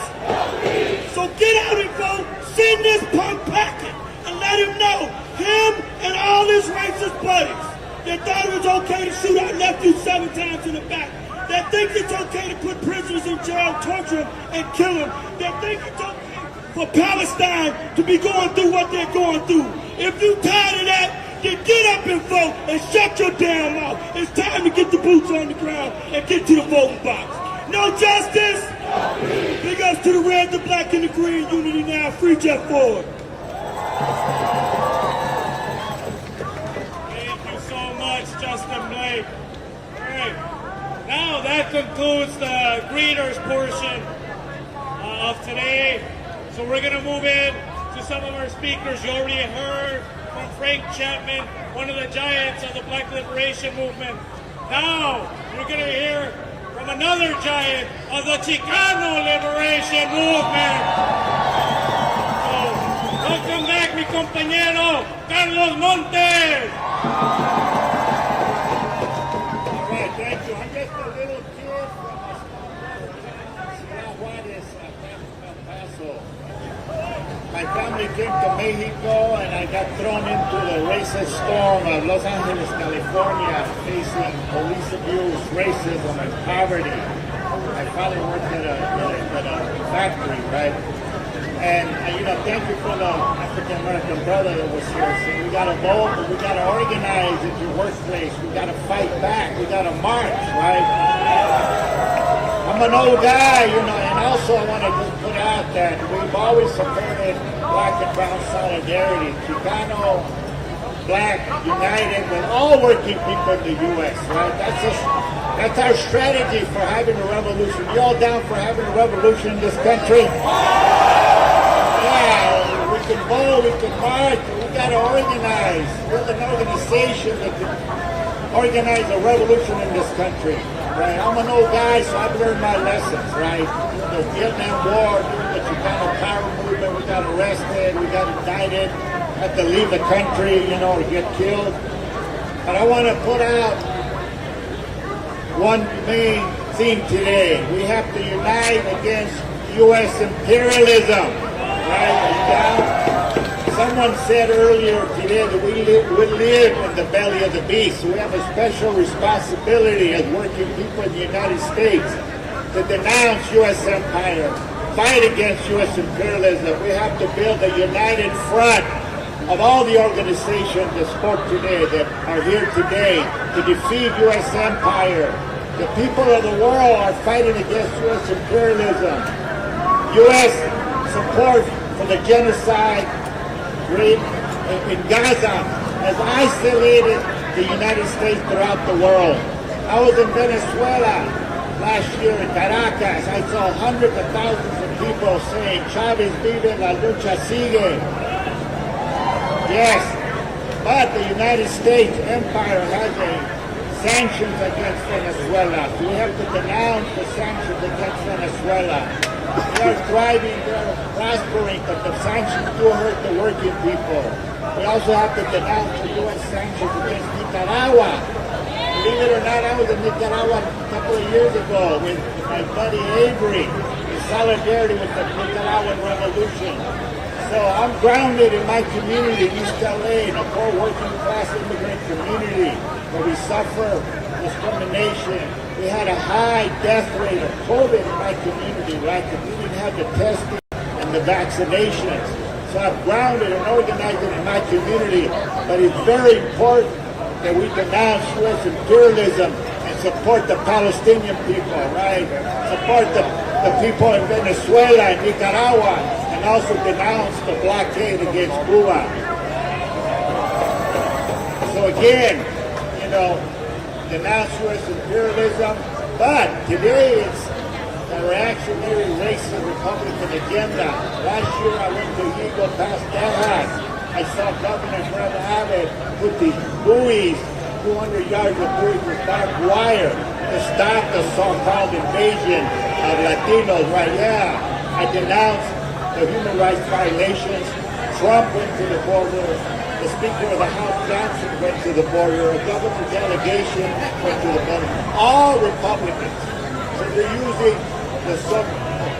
immigration as one of their main, whipping sticks against us, against immigrants. And we don't forget that Trump called Mexicans, what did he call us? Criminals, rapists. We haven't forgotten that about Trump. So we're going to dump Trump. I like to stop Trump, the racist Republicans. I love these posters. Looking forward to uniting and protesting today. And when you go back, organize in your community, but don't forget to link it to the struggle against U.S. imperialism. So I'll leave you with a chant in Spanish. Somebody already did it. El pueblo unido jamás será vencido. So we give back power, Chicano power, working class power, right? Yeah. El pueblo unido jamás será vencido. El pueblo unido jamás será vencido.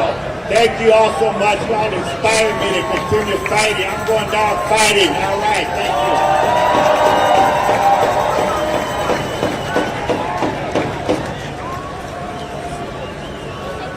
Show some more love to Carlos Montes, everyone. Up next, welcome back, a lead organizer with the student movement. I'm talking about Victoria Hinckley of the Students for Democratic Society.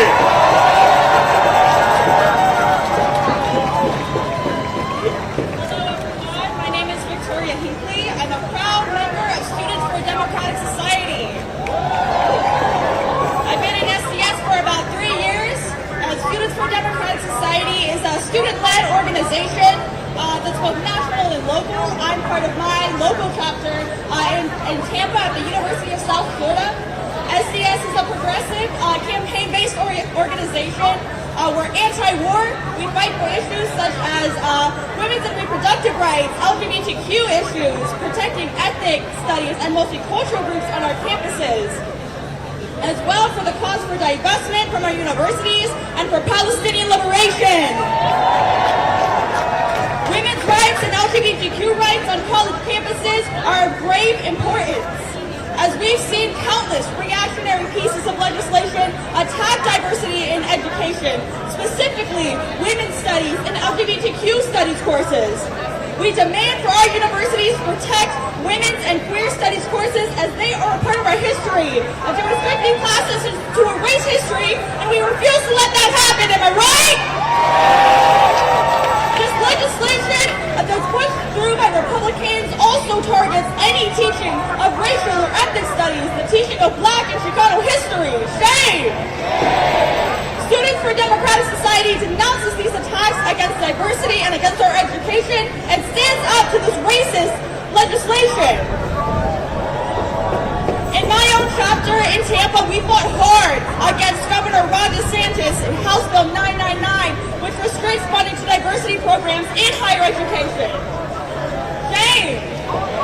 At one protest in particular that my chapter organized on March 6th of 2023, we demanded our meeting with our university president, Ray Law. In response to it, she sent campus police to brutalize protesters and arrest 5 of them, who are now known as the Tampa 5. Shame! The DeSantis-appointed state attorney in Tampa, Susie Lopez, charged the Tampa 5 with felonies for protesting on their own campus to save diversity. Shame!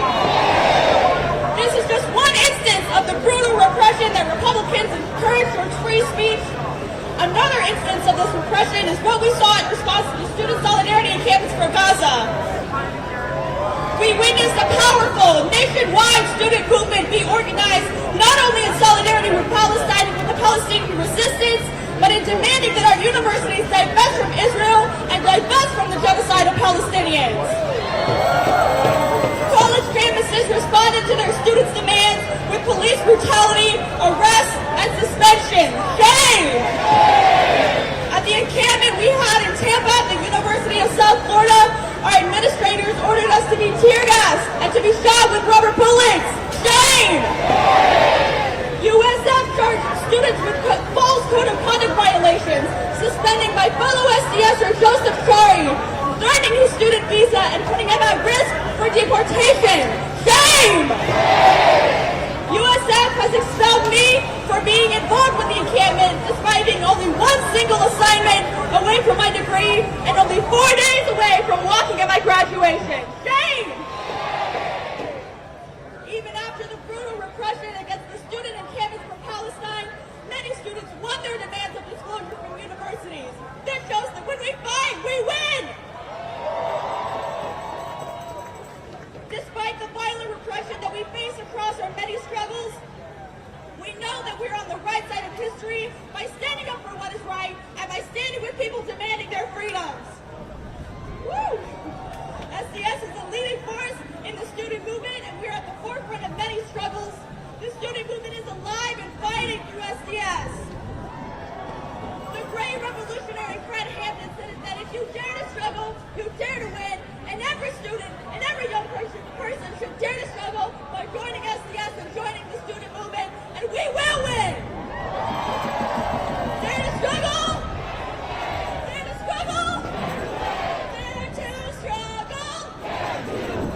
Thank you. All right, I need you to show some more love for the students. Yo, where are my students at? I can't hear you. Oh, I couldn't see you, but I can definitely hear you. No, it's incredible witnessing a flourishing student movement. The youth carries us forward, am I right? All right, up next, it's a great honor of mine to invite someone who I now consider a comrade. We've gotten closer over these months since October 7th, organizing to show the world that Milwaukee stands with Palestine!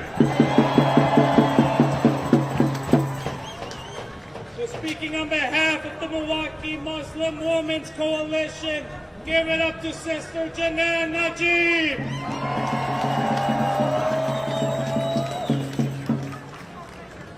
Hello, beautiful people. I know you are melting while the racists are sitting in the air conditioning, but the fight for liberation and justice has always been grassroots, has always started on the concrete. You are making history. As Alan mentioned, I'm with the Milwaukee Muslim Women's Coalition, and I also co-chair the Wisconsin Coalition for Justice in Palestine, which now represents more than 75 organizations around the state, representing tens of thousands of people that say, end the genocide, liberate Palestine, free, free Palestine. Free, free Palestine. Free, free Palestine. Free, free Palestine. From the river to the sea. From the river to the sea. Palestine will be free. Palestine will be free. From the sea to the river. From the sea to the river. Palestine will live forever.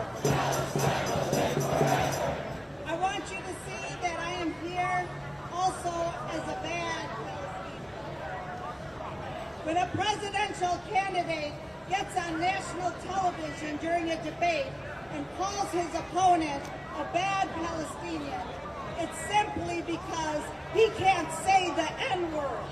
It's simply because he can't call him a wetback or a chink or a redskin. We know that racism. We know it, and it all means the same thing. It's the othering of people. I won't mention the dead silence from the other side, but that's another story next convention. But let me tell you, not only am I a proud Palestinian American, but I know, just like the communities of color before me, my existence is resistance. Our existence is resistance.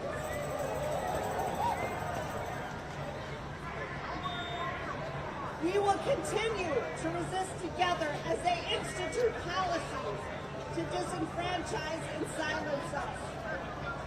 We will continue to resist as they charge our brave students, our heroes who encamped for justice, for an end to the slaughter of tens of thousands of innocent children and civilians in Palestine and in Gaza. These students are the conscience of America. White Christian nationalists claim they stand for life and want to protect fertilized eggs, why they limit health care for women of color and send billions of dollars in arms to kill walking, talking, breathing human beings. Such hypocrisy.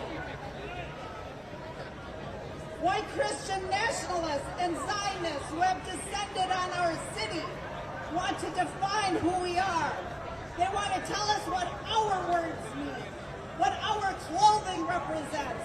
They want to define our anthems, our beliefs, our cultures. Many of them even took our hummus and falafel. But this is nothing new for people of color, and we will resist. These systems and policies of exclusion, bigotry, and polarization and violence being promoted by white Christian nationalists and Zionists against Muslims, Arabs, Palestinians, blacks, Mexicans, Filipinos, and everyone else, where we have 95 wars we are running around the world. We know that this is nothing more than the same old colonialism and imperialism that we know through history. The same colonialism and imperialism that created slave owners and KKK members. They have no place in our democracy. This is the same ideology that ethnically cleansed indigenous peoples and displaced others, enslaved Africans, millions of them, created Japanese internment camps, implemented Jim Crow laws, started redlining and housing discrimination, created a lucrative business out of mass incarceration, and continues the same racial profiling of black men and other people of color. I can't breathe! I can't breathe! We know this racism. We see it plainly. We will stand against it. These are policies based on racism, prejudice, greed, and superiority. We reject the authority and ideology of those who have created a God who hates the same people they do. We reject their belief that God is on vacation and put them in charge of grace and damnation. The genocide against the Palestinians is not a humanitarian crisis. It's a crisis of humanity. Where is humanity? Where is the humanity that allows the incineration, the dehydration, and the starvation of millions of people out of spite, out of racism, out of bigotry. And the entire world is standing and watching. The people who have descended on our beautiful city support the racist, murderous state of Israel to fulfill their deranged beliefs in an Armageddon, which will call for all Jews to convert to their version of Christianity or go up an inferno. But that's not anti-Semitism, is it? But their biggest supporters are Zionist Jews like Miriam Adelson. Well, I have news for you. Palestinians and their allies will resist. We will resist until we see a free Palestine. No justice, no peace. No justice, no peace.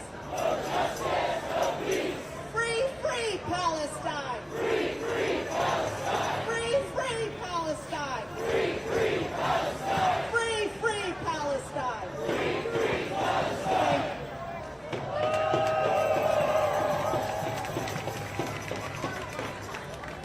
Viva, viva Palestina!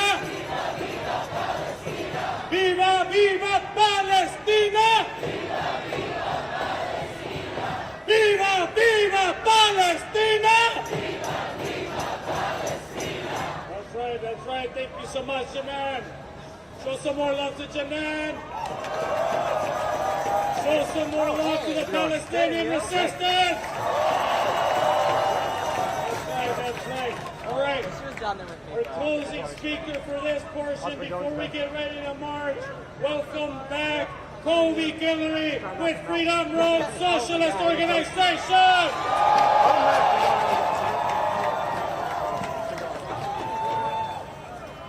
Free, free Palestine! Free, free Palestine! Free, free, free Palestine! Free, free, free Palestine! From the river to the sea! From the river to the sea! Palestine will be free! Palestine will be free! From the sea to the river! From the sea to the river! Palestine will live forever! Palestine will live forever! Thank you all so much for being here. This is a beautiful crowd, and I'm not going to introduce myself because I've already spoken, but we've heard and we're going to keep hearing about the racism, the bigotry, the political violence of the Republican Party. Everybody say boo! Now we have to defeat that party. We have to defeat the Republicans, but we also have to understand why the Republicans do what they do. Because it's not just personal feelings of hatred. It's not just personal ideas of bigotry. The reason the Republicans are so bigoted and racist and violent is the same reason the Democrats neglect to defend working class and oppressed communities against violence and inflict that violence themselves. Everybody say boo! Now the reason why they do that, the reason both parties are committing genocide in Palestine, the reason both parties are inflicting violence every day on millions of black and brown people, throwing them in prison for crimes they did not commit, killing people in the streets by the thousands. The reason they are spreading violence against working and oppressed people all over the world is not just because they feel like it. It's not just because there's something wrong with the way they think.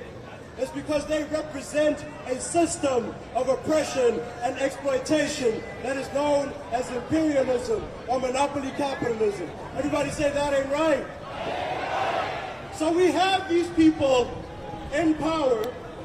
The only options that we have are people who represent a system that exploits and oppresses us. Everybody say that ain't right. Now you cannot look at this election, one of the worst elections, at least in my lifetime, in my short lifetime, the worst election I've ever seen is happening twice.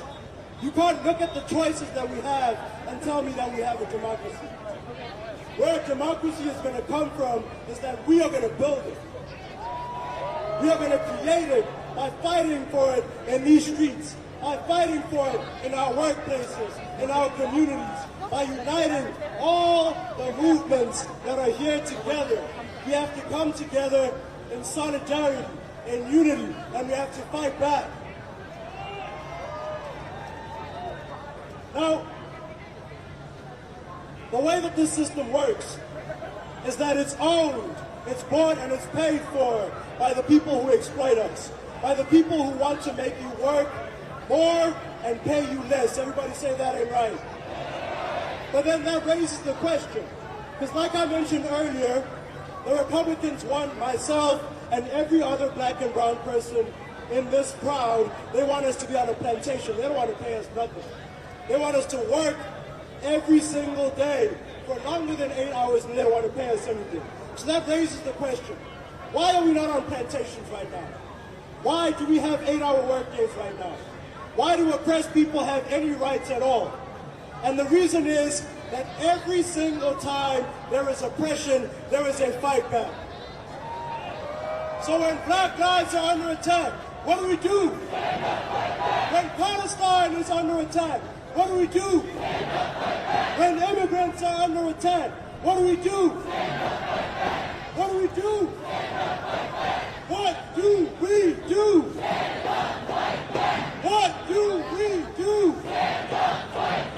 And it's not enough to fight back with our words. We have to be here the way y'all are here, united in action. Because we know who the police are. We've been seeing this back 400 years ago when they started the system. They had whips and chains. Now they have guns, they have tear gas, they have tanks, they have bombs that they're dropping on our brothers and sisters in Gaza. But out of all the things that they can do to us, what they cannot do is outnumber us. And that's why we have to continue to come out here. It's not just about one protest. It's not just about the ballot box. It's about something bigger than that. It's about a movement. It's about organization. Because we have to be united. We have to be standing together to overthrow this system. We need a revolution in this country. Because we can't just keep accepting the same rotten choices that this system has given us. We have to fight back. When trans people are under attack, what do we do? When homeless people are under attack, what do we do? When workers' rights are under attack, what do we do? What do we do? What do we do? What do we do? And that's why we're here. We're here not because we want to be, but because we have to be. And no matter how long this fight takes, we're going to continue to be here. And it's going to get bigger. It's going to get stronger. It's going to get more militant. That's why we're going to be in Chicago on August 19th for the March on the DNC, because they're not going to get off the hook.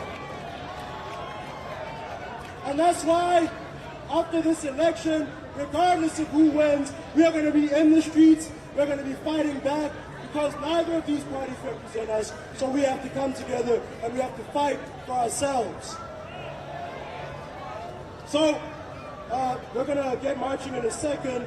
I just wanted to announce there's going to be an event after this at 4 p.m. At Zao Church. That's 2319 East Kenwood. Please come through. We're going to be able to talk in a much more calm atmosphere once we're done fighting these racist-ass Republicans.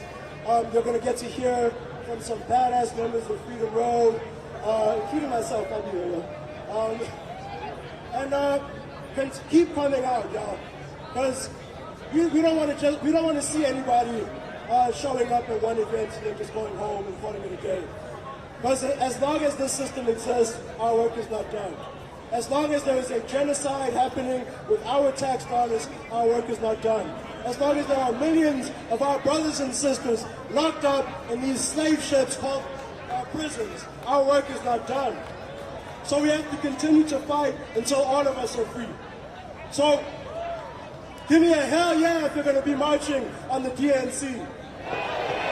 Give me a hell yeah if you're going to be marching wherever these genocide-loving politicians show up. Give me a hell yeah if you are in this fight for as long as it takes until we are all free. All right, so I just want to end it with the chant. Everybody just repeat after me. I believe. I believe that. I believe that we. I believe that we will. I believe that we will win. I believe that we will win. I believe that we will win. I believe that we will win.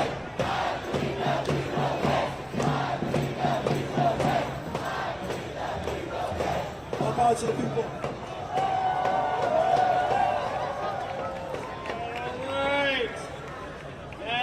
Up the speaker portion, so I get to say, enough talking, let's get with the marching!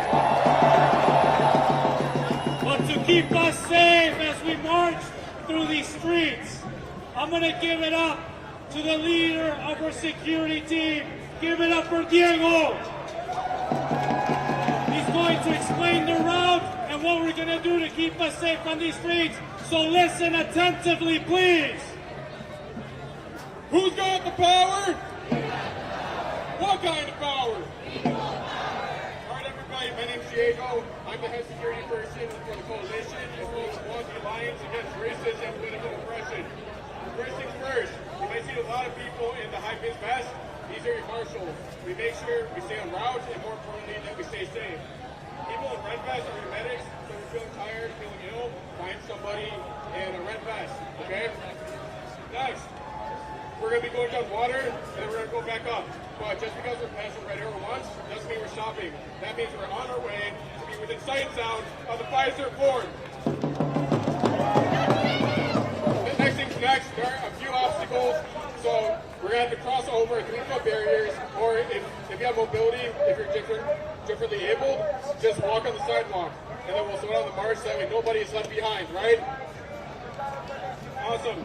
You know, it's been 2 years to organize this, and honestly, let's have fun with it. Let's have a safe march, and all power to the people. All right, everyone.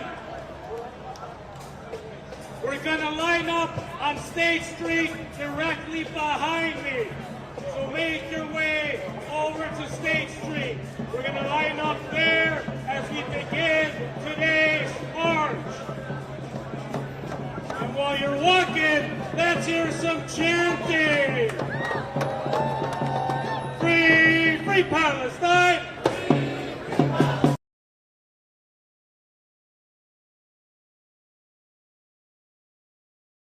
Palestine. Free, free, free Palestine. That's right, that's right.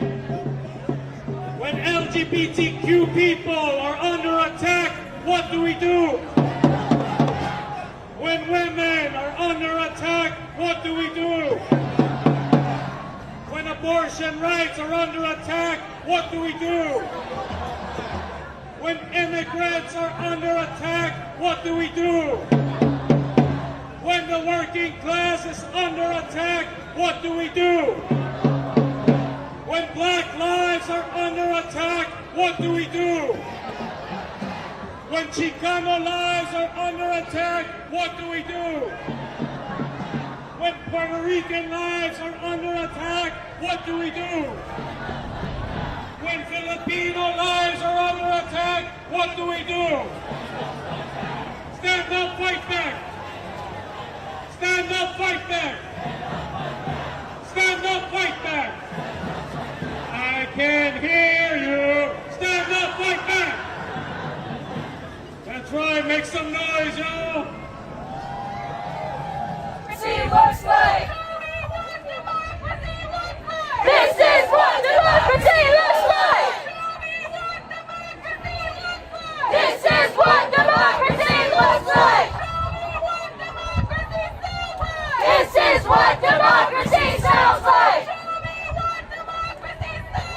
This is what democracy sounds like.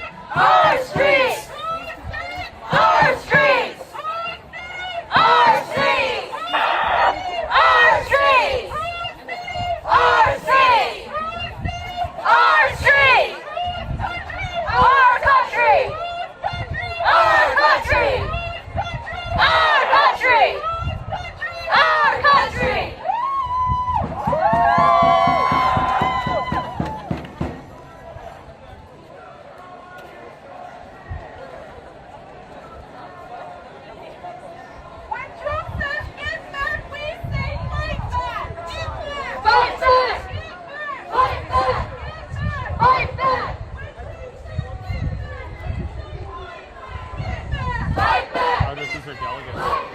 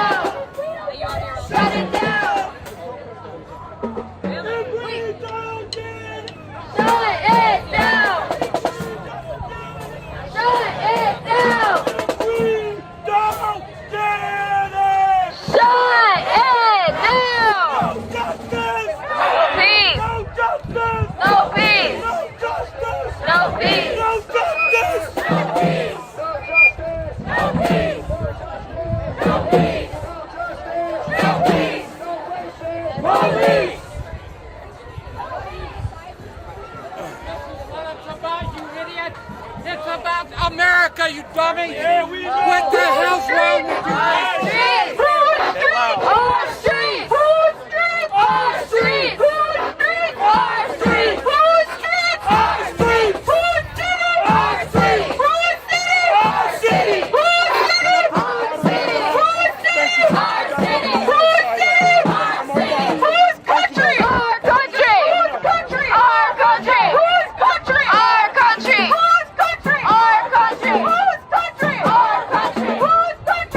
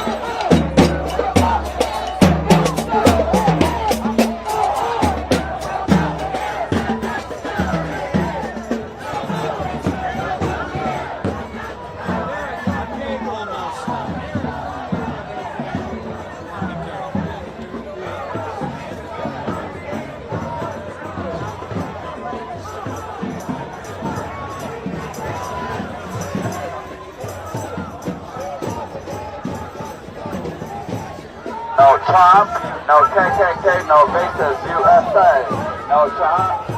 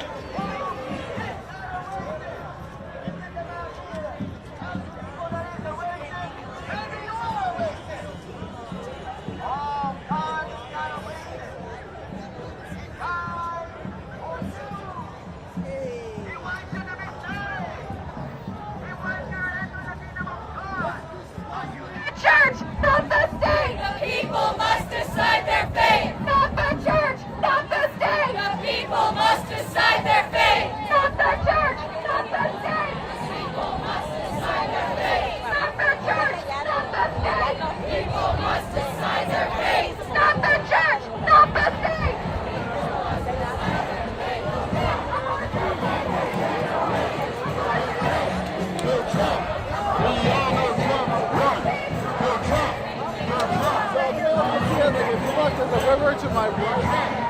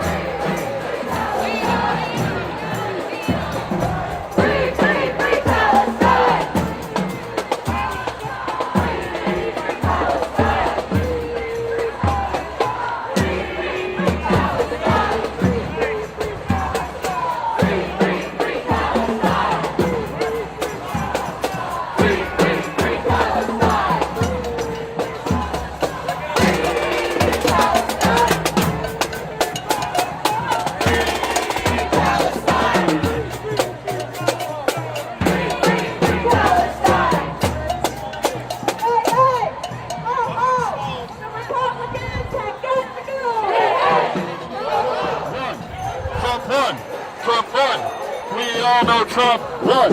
Trump won. Trump won. We all know Trump won. Trump won. Trump won. We all know Trump won. Trump won. Trump won. We all know Trump won.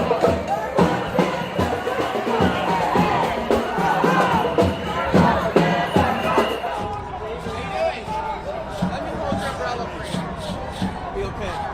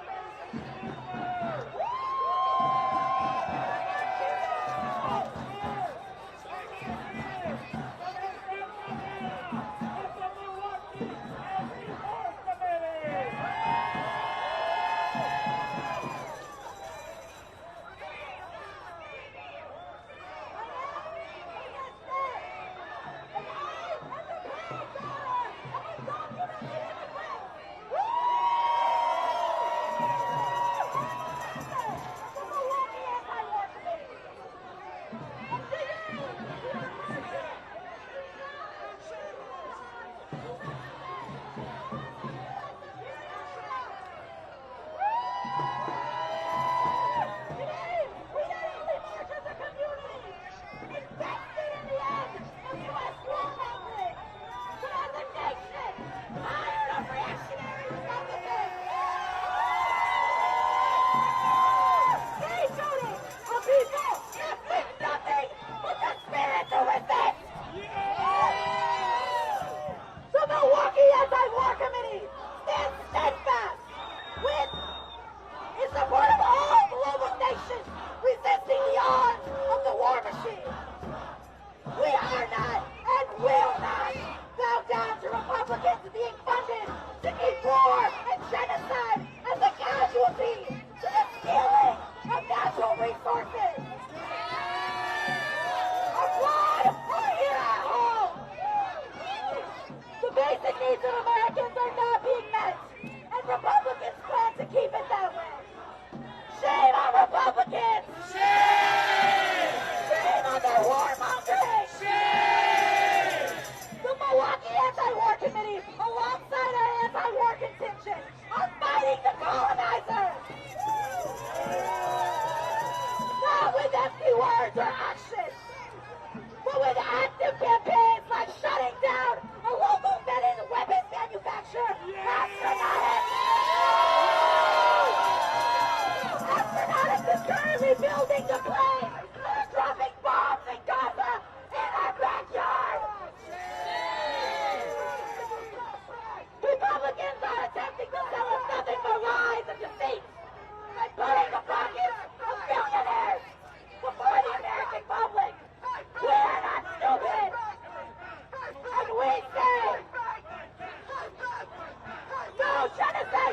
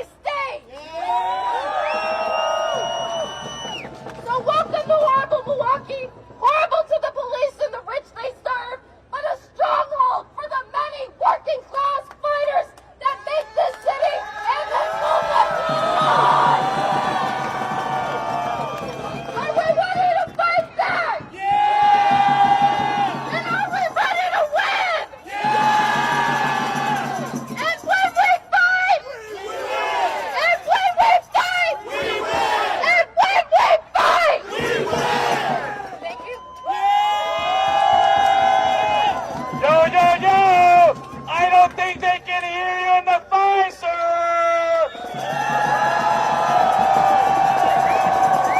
That's right!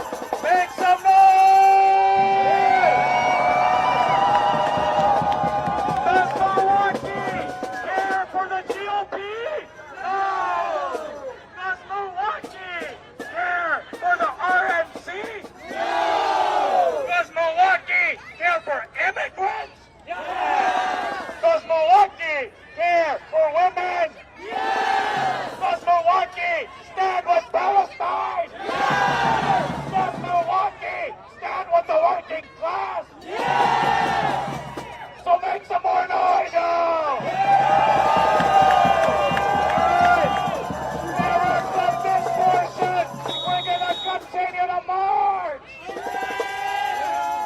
All right, we're gonna line up and start marching again. All right, yo.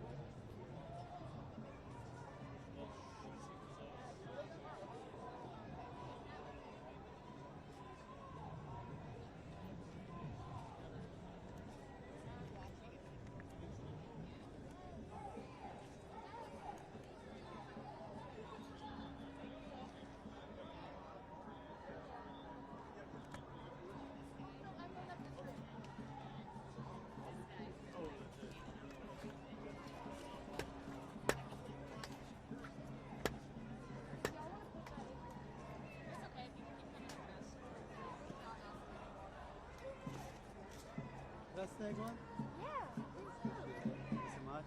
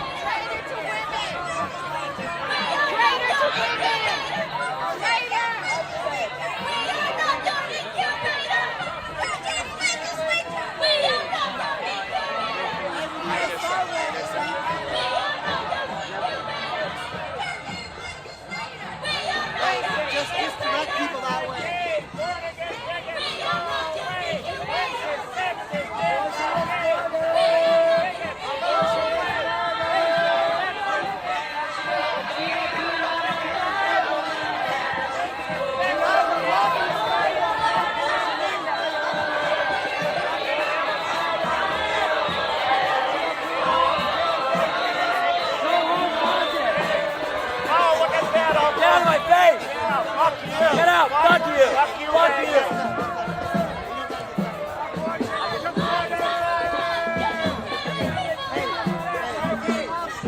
Fuck you, fascists!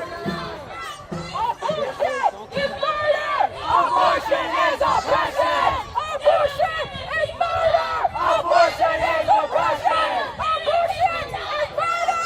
Abortion is oppression! Abortion is murder! Abortion is oppression! Abortion is murder! Abortion is oppression! Right! Abortion is oppression! Right! Abortion is oppression! Abortion is oppression! Abortion is murder!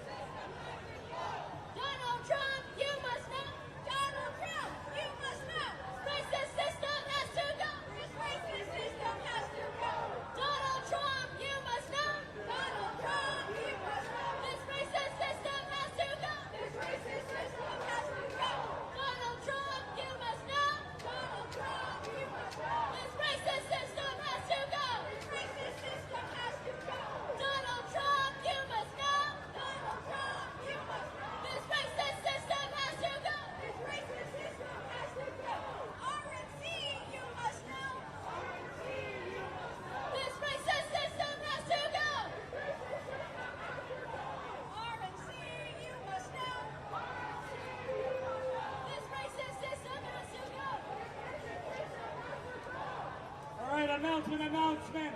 If you are a speaker in this final portion, please report to the stage.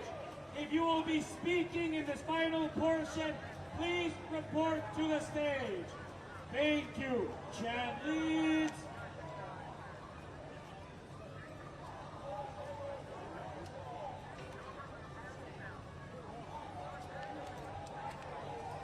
Racist, sexist, anti-gay, RNC, go away. Racist, sexist, anti-gay. Racist, sexist, anti-gay, RNC, go away. Racist, sexist, anti-gay, RNC, go away. Racist, sexist, anti-gay, RNC, go away. Racist, sexist, anti-gay, RNC, go away. Racist, sexist, anti-gay, RNC, go away. Racist, sexist, anti-gay, RNC, go away. Racist, sexist, anti-gay, RNC, go away. No more deportations. We demand legalization. No more deportations. We demand legalization. No more deportations. We demand legalization. No more deportations. We demand legalization. No more deportations. We demand legalization. Show some love to these chant leads. Show some love to Milwaukee. Y'all have been incredible. We're going to start wrapping it up with a few final greeters to send us off with great energy to take on what's to come, all right? So up first, we're going to welcome with the International Migrants Alliance, Terry Valen. Thank you, brother. Thank you, Milwaukee, for having us. My name is Terry Valen. I'm part of the International Migrants Alliance USA, EMA USA, and we're a proud member of the coalition to march on the RNC. Today is July 15th, and where were we? Within sight and sound of the RNC, right? So we're proud to be with y'all today. I was proud to march with MIRAC, Centro CSO, Legalization for All, demanding stop the attacks on immigrants. The EMA USA, International Migrants Alliance, is a coalition around the world of over 200 organizations in over 35 countries, and we're here in Milwaukee to stand with you against the RNC, also against the DNC. So we'll be in Chicago in a month, rolling with y'all to build this migrants, grassroots people's movement to bring this system down. Like Manny said from MIRAC, we're leaving our homelands because we cannot live in our homelands. The U.S. war and militarism in our homelands is forcing us to leave. Like Carlos said, it's U.S. imperialism that's at the root cause of forced migration around the world. There are more than 300 million forced migrants, over 100 million refugees in the world, and we're building that grassroots movement with workers, migrants, and people all around the world to take back what's ours. And so this migrant situation, what Border and Biden are talking about, or Biden and Trump are talking about, U.S. border, we were just there. And the solution is not a bigger wall, but people's movement to take down those walls. We say free, free Palestine! Free, free Palestine! Free, free Palestine! Free, free Palestine! From Palestine to Mexico, all the walls have got to go! From Palestine to the Philippines and the U.S. war machine! Long live international solidarity! Long live international solidarity! Mabuhay, long live! Thank you so much. Up next, give it up for Christine with the Minnesota Anti-War Committee. Great job out there, everybody. I hope you're hanging in there. I'm so excited to be here in Milwaukee to protest this exceptionally vile group of scumbags at the RNC. My name is Christina. I'm with the Anti-War Committee in Minnesota. We are an anti-imperialist, anti-U.S. intervention committee that organizes in the Twin Cities, and we proudly fight for the liberation of Palestine. Fuck Donald Trump and fuck Israel! While it has been the Democratic Party supporting the genocide of hundreds of thousands of people for the past 10 months and counting, we know that the same killings, bombings, and political violence would be happening if a Republican was in the White House, likely with even less shame. Republicans, and namely Donald Trump, have had their own hand in the political and financial support of Israel. The billion-dollar checks they've sent during Republican presidencies too, not just Democrats. Trump has claimed to be anti-war in the past, but he's responsible for the escalations, massacres, and humanitarian crises that we see today in places like Venezuela, Syria, Afghanistan, and so many more. No matter who's in power, we need to keep raising the people's demands. No more wars, imperialism, or militarism, at home or abroad. Money for human needs, not for war. Legalization for all. End U.S. aid to Israel and free Palestine. Free Palestine! Free Palestine! Thank you. So much. All right, up next with the New Orleans Students for a Democratic Society. Show some love for Vaughn.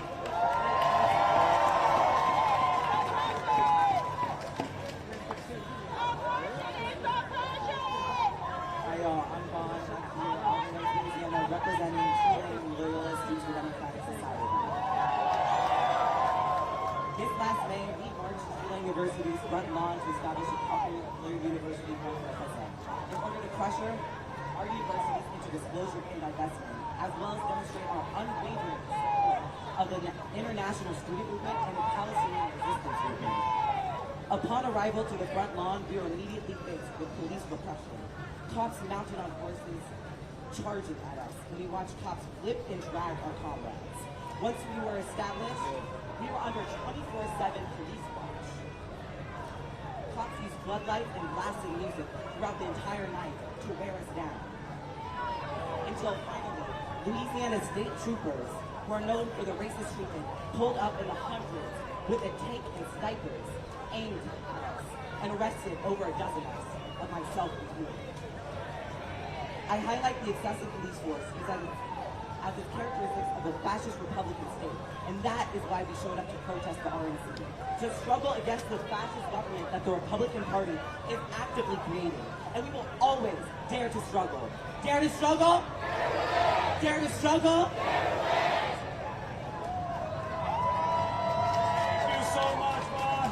Up next, with the Milwaukee Democratic Socialists of America, give it up for Domino Williams.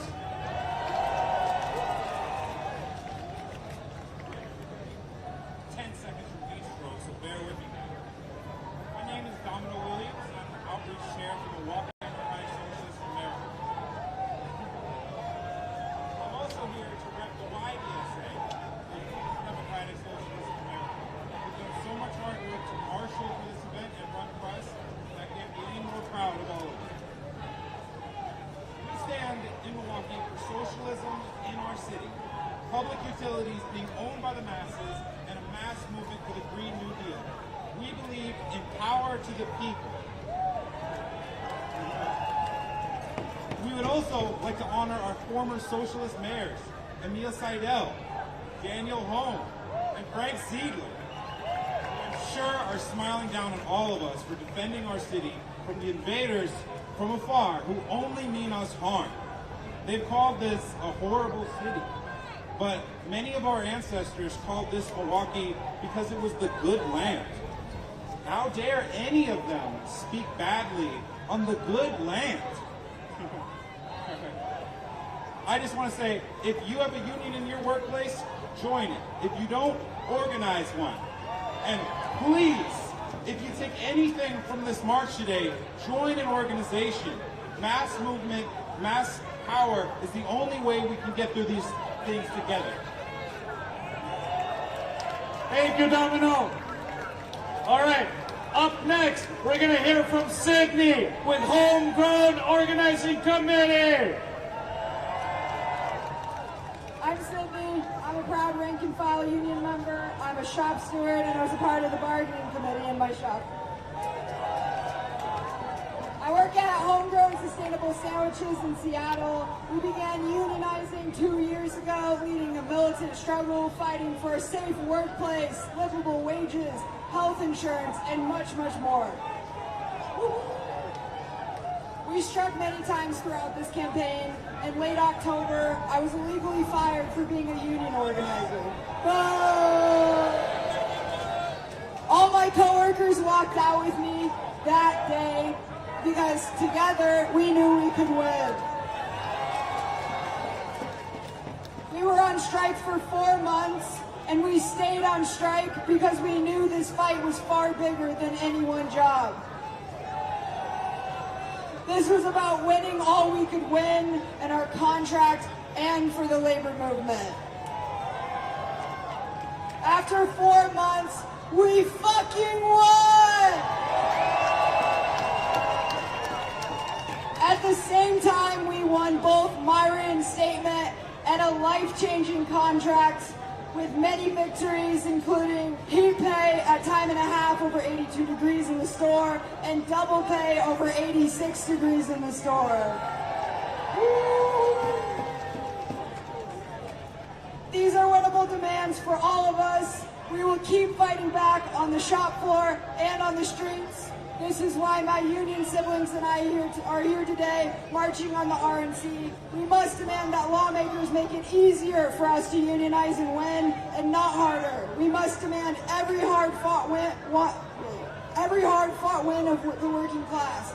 We will be the Republicans' opposition. Woo. When we fight, we win. When we fight. All right, thank you so much, Sydney. Up next, give it up to the Denver Anti-War Action. Give it up to Sol. Howdy, y'all. My name's Sol. I'm with the Denver Anti-War Action, and we're here for Palestine. Just like the Democrats, the Republicans support a policy of genocide and unrestrained violence in Palestine. Shame. They have even suggested further escalations, with numerous Republicans calling for the use of nuclear weapons, and Trump stating that the U.S. should let Israel, quote, finish the job. Shame! We will not stand for this, and we will remain steadfast in our commitment to fighting for a free Palestine. Back in Denver, we've been fighting one of the primary suppliers to Israel, Lockheed Martin. Through supplying Israel with many of the weapons, surveillance technology, and most of the jets dropping bombs on Gaza, Lockheed plays a pivotal role in this genocide. Without Lockheed, this genocide would likely not even be possible. Shame!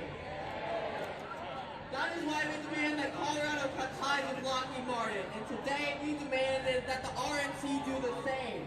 These Republicans are bought off by Lockheed and the rest of the war profiteering industry, just like our politicians at home in Colorado. It is time we put an end to this blatant war profiteering. Without these criminals, Israel would not be able to maintain its occupation. We will win our fight here in the U.S., just as the resistance will in Gaza, and we will live to see a free Palestine. Thank you so much, Sol. Up next, with the American Party of Labor, give it up to Camilo Lasso. Greetings from the American Party of Labor. We've been told, we've been asked to be brief, so brief I shall be. Very. Yesterday was Bastille Day. Today, they're crowning a king. What would our forebears say? What would they say? I think I know.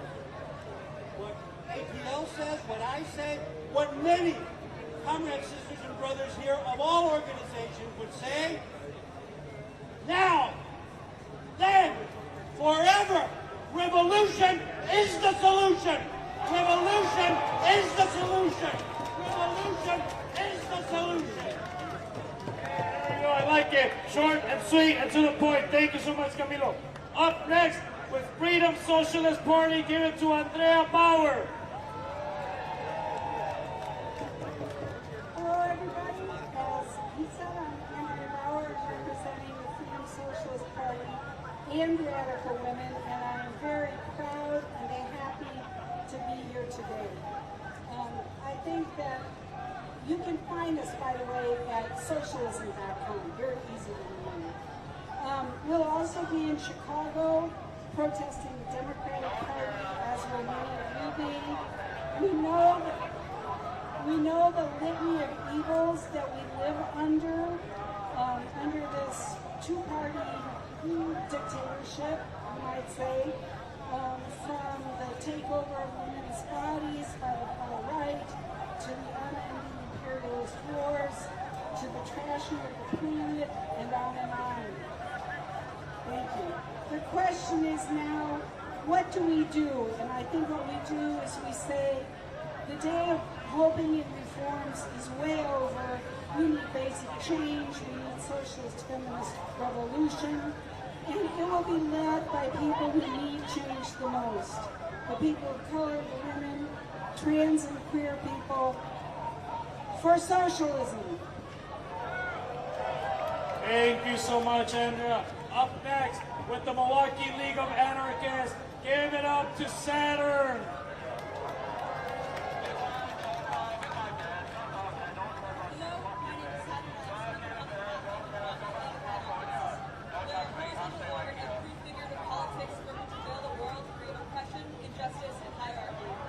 As an anarchist organization, we stand in firm and absolute opposition to fascism and in solidarity with all of the oppressed. Let us say in no uncertain terms, the Republican Party is a fascist party. Project 2025 is a fascist project. And so here we stand, anti-fascists united, to make it clear that Milwaukee is no safe home for fascists. We demand liberation, total and absolute, and we demand it now. Freedom from capitalism, freedom from the state, freedom from the cis-heteropatriarchy, freedom from racism and racialization. Yes, we demand freedom for all. And we demand an extinction of fascism and fascists from our city by all means necessary.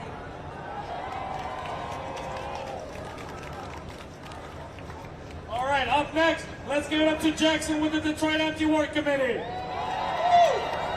Hi everyone, I'm Jackson with the Detroit Anti-War Committee and Students for a Democratic Society at Wayne State. Why we came out here is to show that we're not going to take Donald Trump and his rhetoric and his support for genocide just laying down. We're going to fight him here, and we're going to continue to fight him no matter what. In Detroit, we're working for divestment while our city invests in genocide, when we still have buildings becoming dilapidated, when we have money going to Dan Gilbert, when we have money going to all these oligarchs, when not a dollar is going into our schools. So we're continuing to fight. We're continuing to show that Detroiters do not support war, we do not support genocide, and we stand with our brothers and sisters that are fighting every single day in Palestine. And we will not stop fighting until the entirety of Palestine is liberated and Detroit is no longer investing in war profiteers and these genocide maniacs! All right. Up next, give it up to my comrade Kia with No Cop in New Orleans. Kia!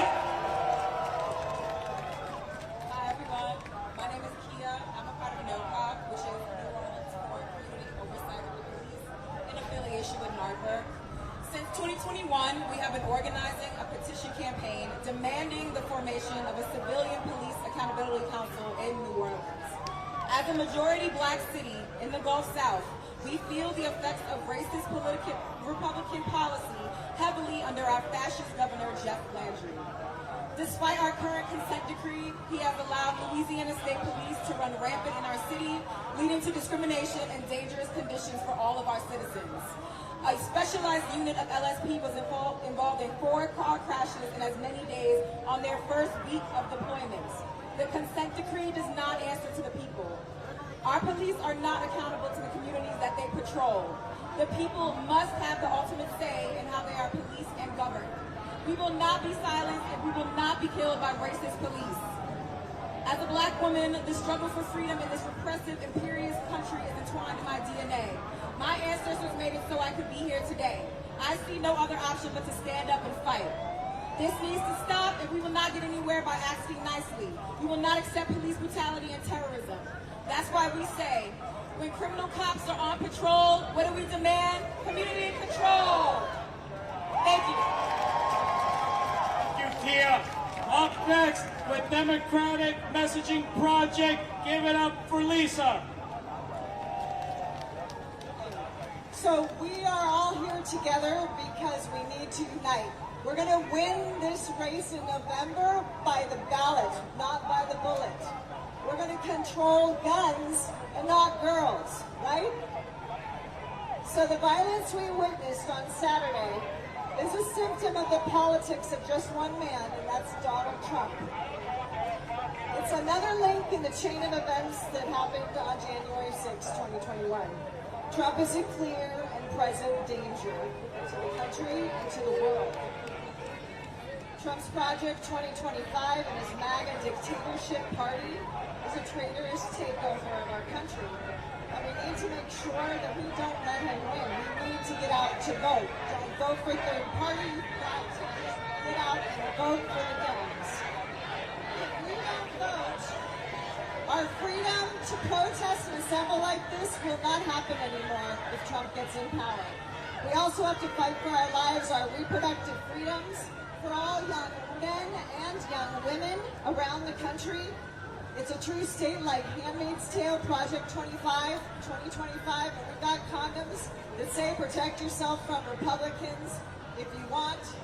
We need to preserve our birth control and our reproductive freedoms, so vote this November. Make sure you don't miss out. Thank you so much, Lisa. All right, up next, give it up to Barbara with the Green Party of Greater Milwaukee. Hello, hello. Hi, we're the Green Party. So we're an actual party that stands for peace. Peace in Palestine. Peace here at home. Peace in Milwaukee. Peace all around the world. We don't want to invest in any war. Not with the Republicans, not with the Democrats. If the color wasn't red right now, I think that Biden was going to come here. They're basically the same guy.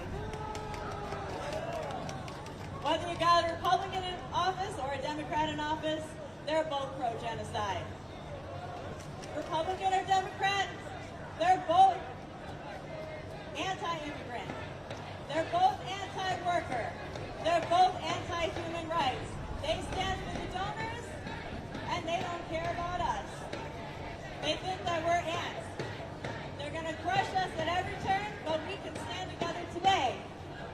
So, turn to your neighbor and get their number. Let's organize. We've made it happen today. Let's go for peace. Let's go for justice. Environmental wisdom. Thank you so much. Free Palestine. Thank you so much to the Green Party, and thank you to our closing greeters. We're going to move on to the final portion of today, which is we're going to close with a couple of speakers. We're going to take the messaging from today and point us into what's to come and moving forward, all right? So up first, I need a warm Milwaukee welcome for our comrade with the International League of People's Struggle, Cody Urban.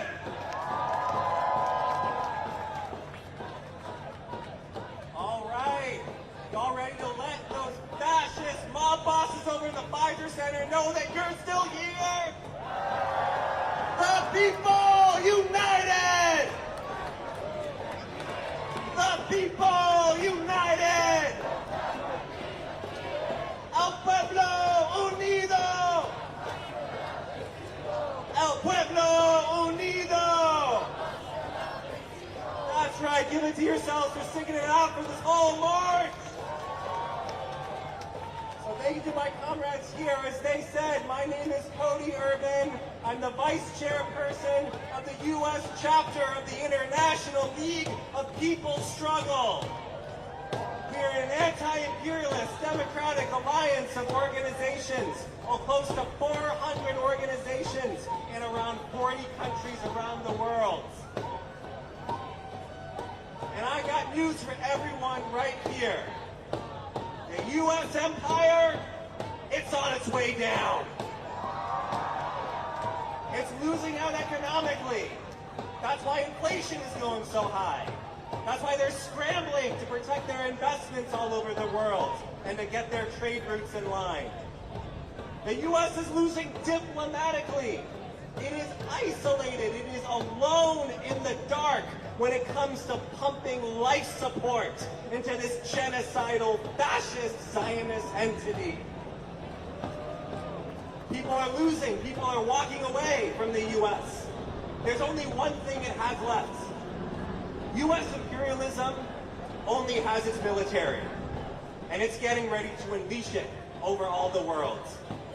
Just last week, comrades in ILPS, we rallied over 400 people in Washington, D.C. against the 75th NATO summit to say, resist NATO aggression, fight for rights and liberation.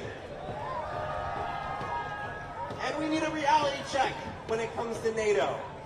There's a lot of people out there who for some reason think that Trump is going to be the peace president because he threatened to take the U.S. out of NATO, because he yelled at NATO for not giving as much money to their militaries as the United States.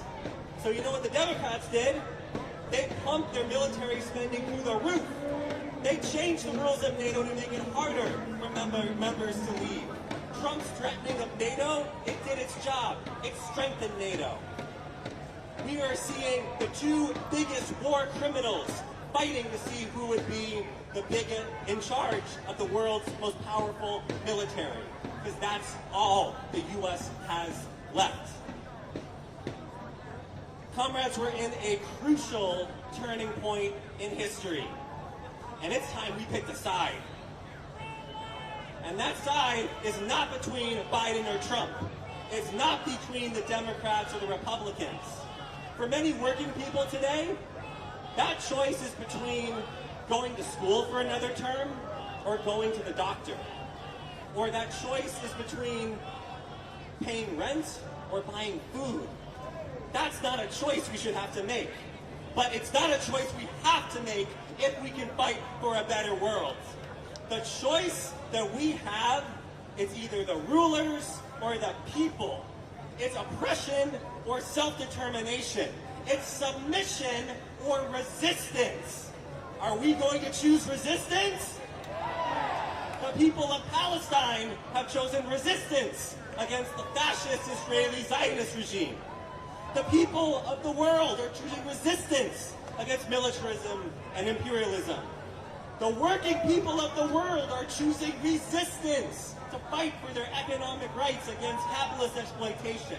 This is the choice we can make because we are so much bigger than the interests that represent the Republicans in the Pfizer Center or the Democrats.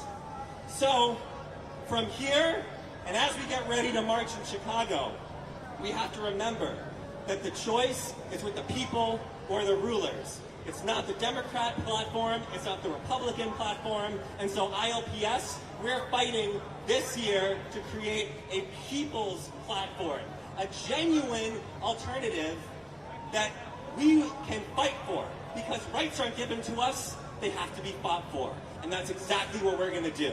So thank you, everyone. Thank you for showing the Republicans that the people reject them. We'll see you in August to make sure that the Democrats also know that we reject them. From now until every year it has to take, from Milwaukee to Chicago to Palestine to the Philippines, all power to all the people, and long live international solidarity. Thank you so much. Give it up again to Cody Urban and the International League of People Struggle. All power to the people. All power to the people. I said all power to the people. That's right, that's right. All right, you may have seen some people in our crowd wearing beautiful pink outfits today.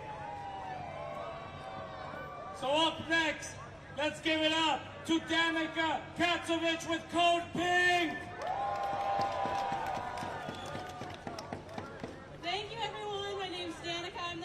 co-director of Code Pink.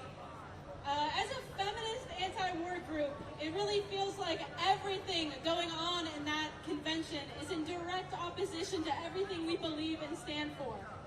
We came here to march on the Republican National Convention. We know there's a Democratic president, but Republicans in Congress are bought off by the Israel lobby and the weapons industry, and every one of them votes in favor of sending the bombs that are dropping on Gaza. Both parties conspired to make this genocide possible. It seems like the only thing that they can agree on, sending the money of the American working class to bomb and starve people all over the world. For the last 9 months, we've seen almost all our leaders fall in line to support this terror they are enacting on the Palestinian people. And the city of Milwaukee and the Republican Party have conspired to keep us as far away from them as possible so that maybe they couldn't hear us or see us. So that they couldn't hear us saying the names of the martyrs from Gaza that they had a hand in murdering. So that they can't hear our demands for bodily autonomy and reproductive rights that they're fighting tooth and nail to take away from us. And I hope you all see this ridiculous security perimeter and think about what it really means. The implication is that we only have the right to protest if the powerful can't hear or see us. That is an extremely dangerous precedent. When we have so many critical issues on the line.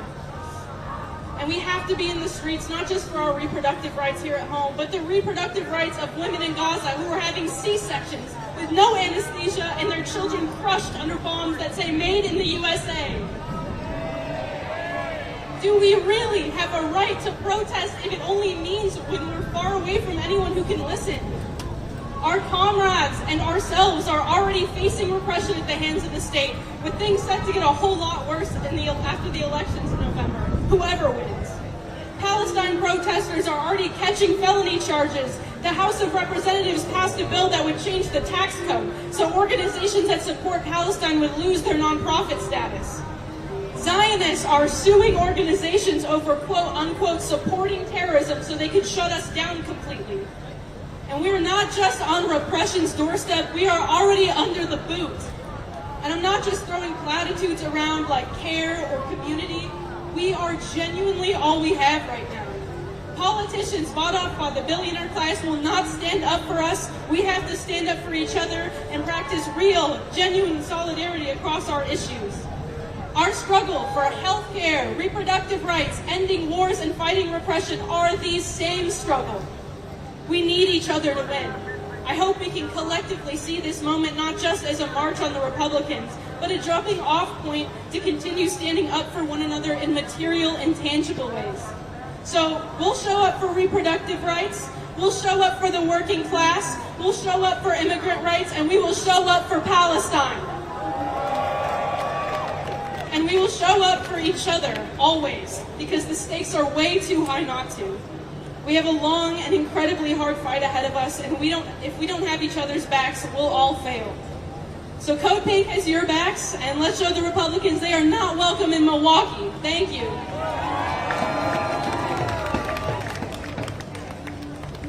Free, free Palestine! Free, free Palestine! Free, free, free Palestine! That's right, that's right. Thank you so much, Danica, and thank you, Code Pink, for making it out here today. Show them some more love, y'all. All right. Up next, it is with great honor that I welcome someone who is near and dear to me, someone who I stand shoulder to shoulder with, organizing here in Milwaukee for a better Milwaukee and for the national liberation of all peoples. I'm talking about Aurelia Ceja, the co-chair of the coalition to march on the RNC.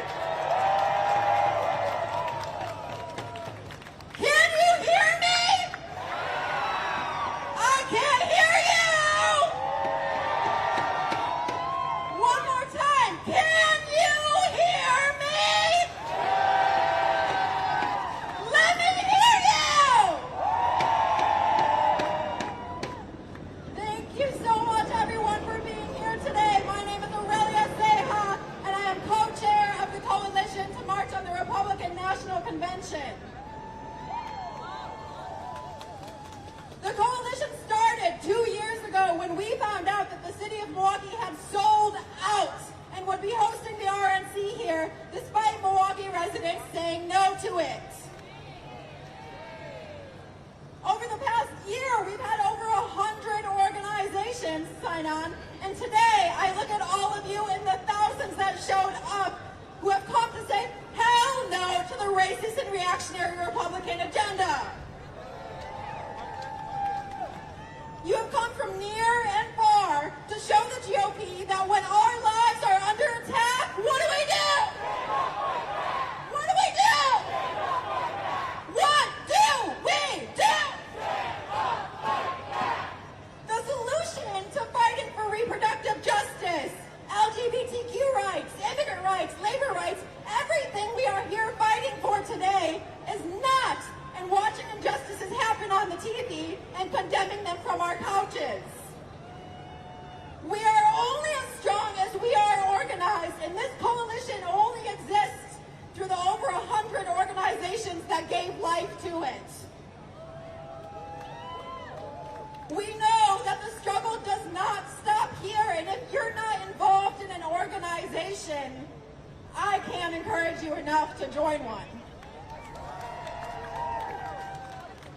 Today, we came here to tell the GOP that they're not welcome in our city or anywhere. Next month, you'll find us in Chicago to tell the Democrats no to Genocide Joe! Thank you everyone for coming out, and I can't wait to have our next speakers who are going to be talking about the March on the DNC. Give it up again to Aurelia Ceja. Without their leadership, we wouldn't have been as successful today. All right, up next to talk about the most important issue that we're facing right now, which is the genocide in Palestine. This issue is one that has risen the tide of the struggle, one that is bringing millions and billions of people together to demand an end to it. So give it up to Rania Salem with USPCN.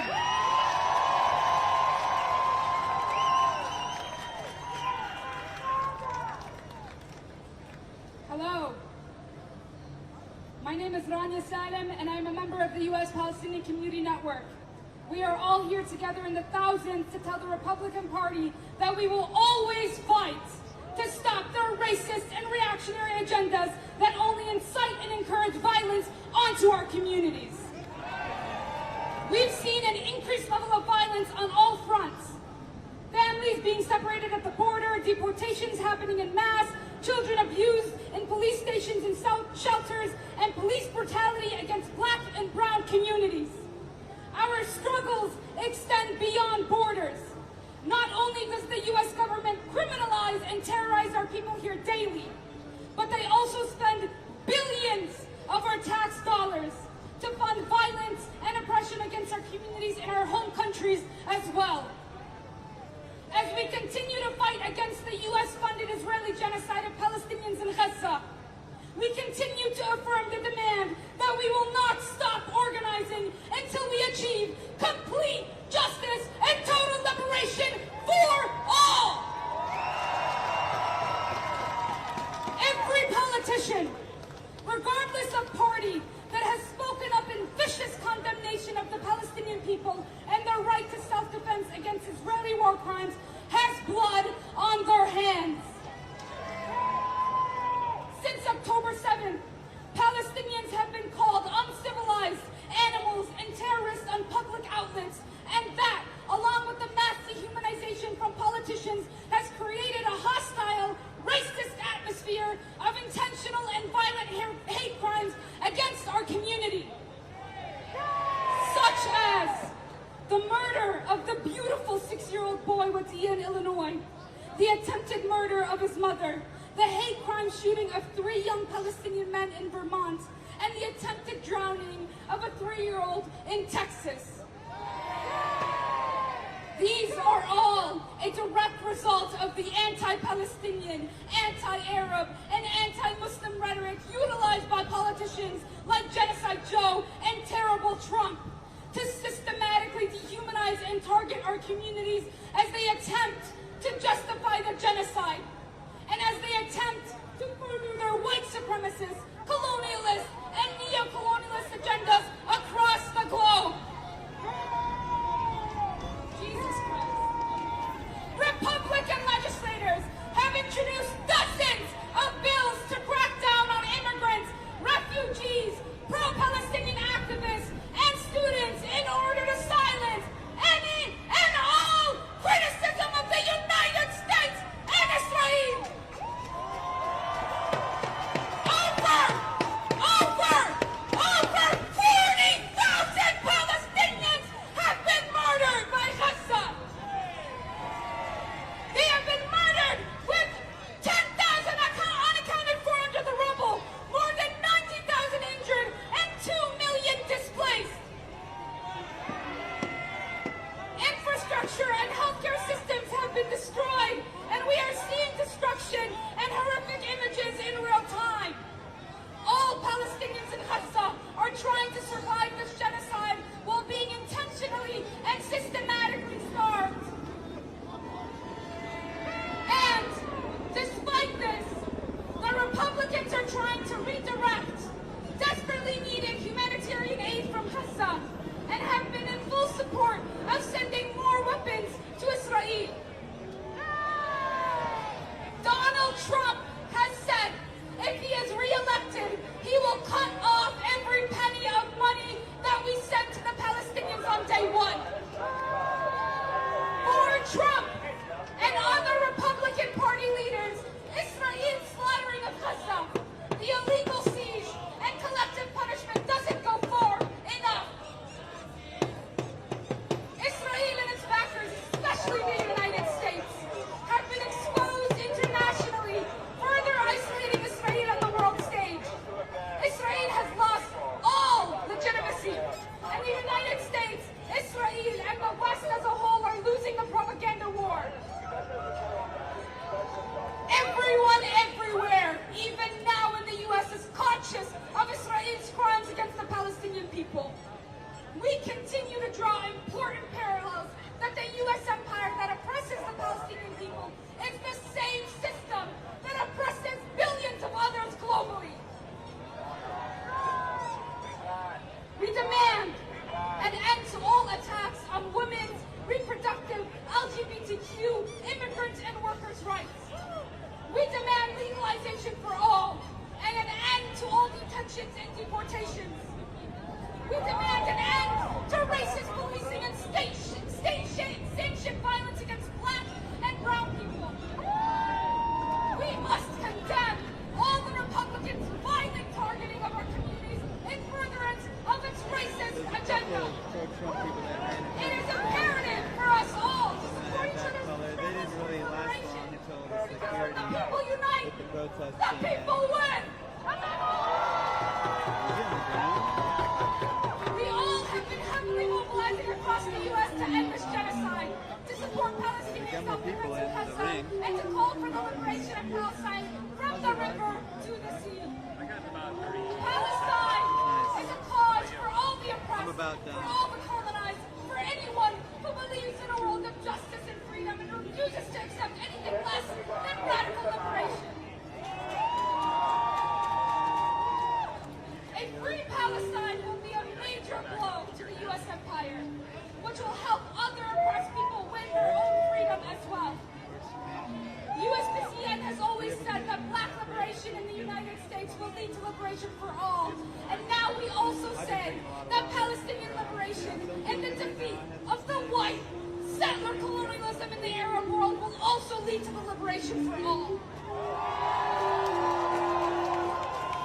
Which is also why, on my final note, I will say it's important that we all show up at the main massive protest on the DNC on Monday, August 19th in Chicago.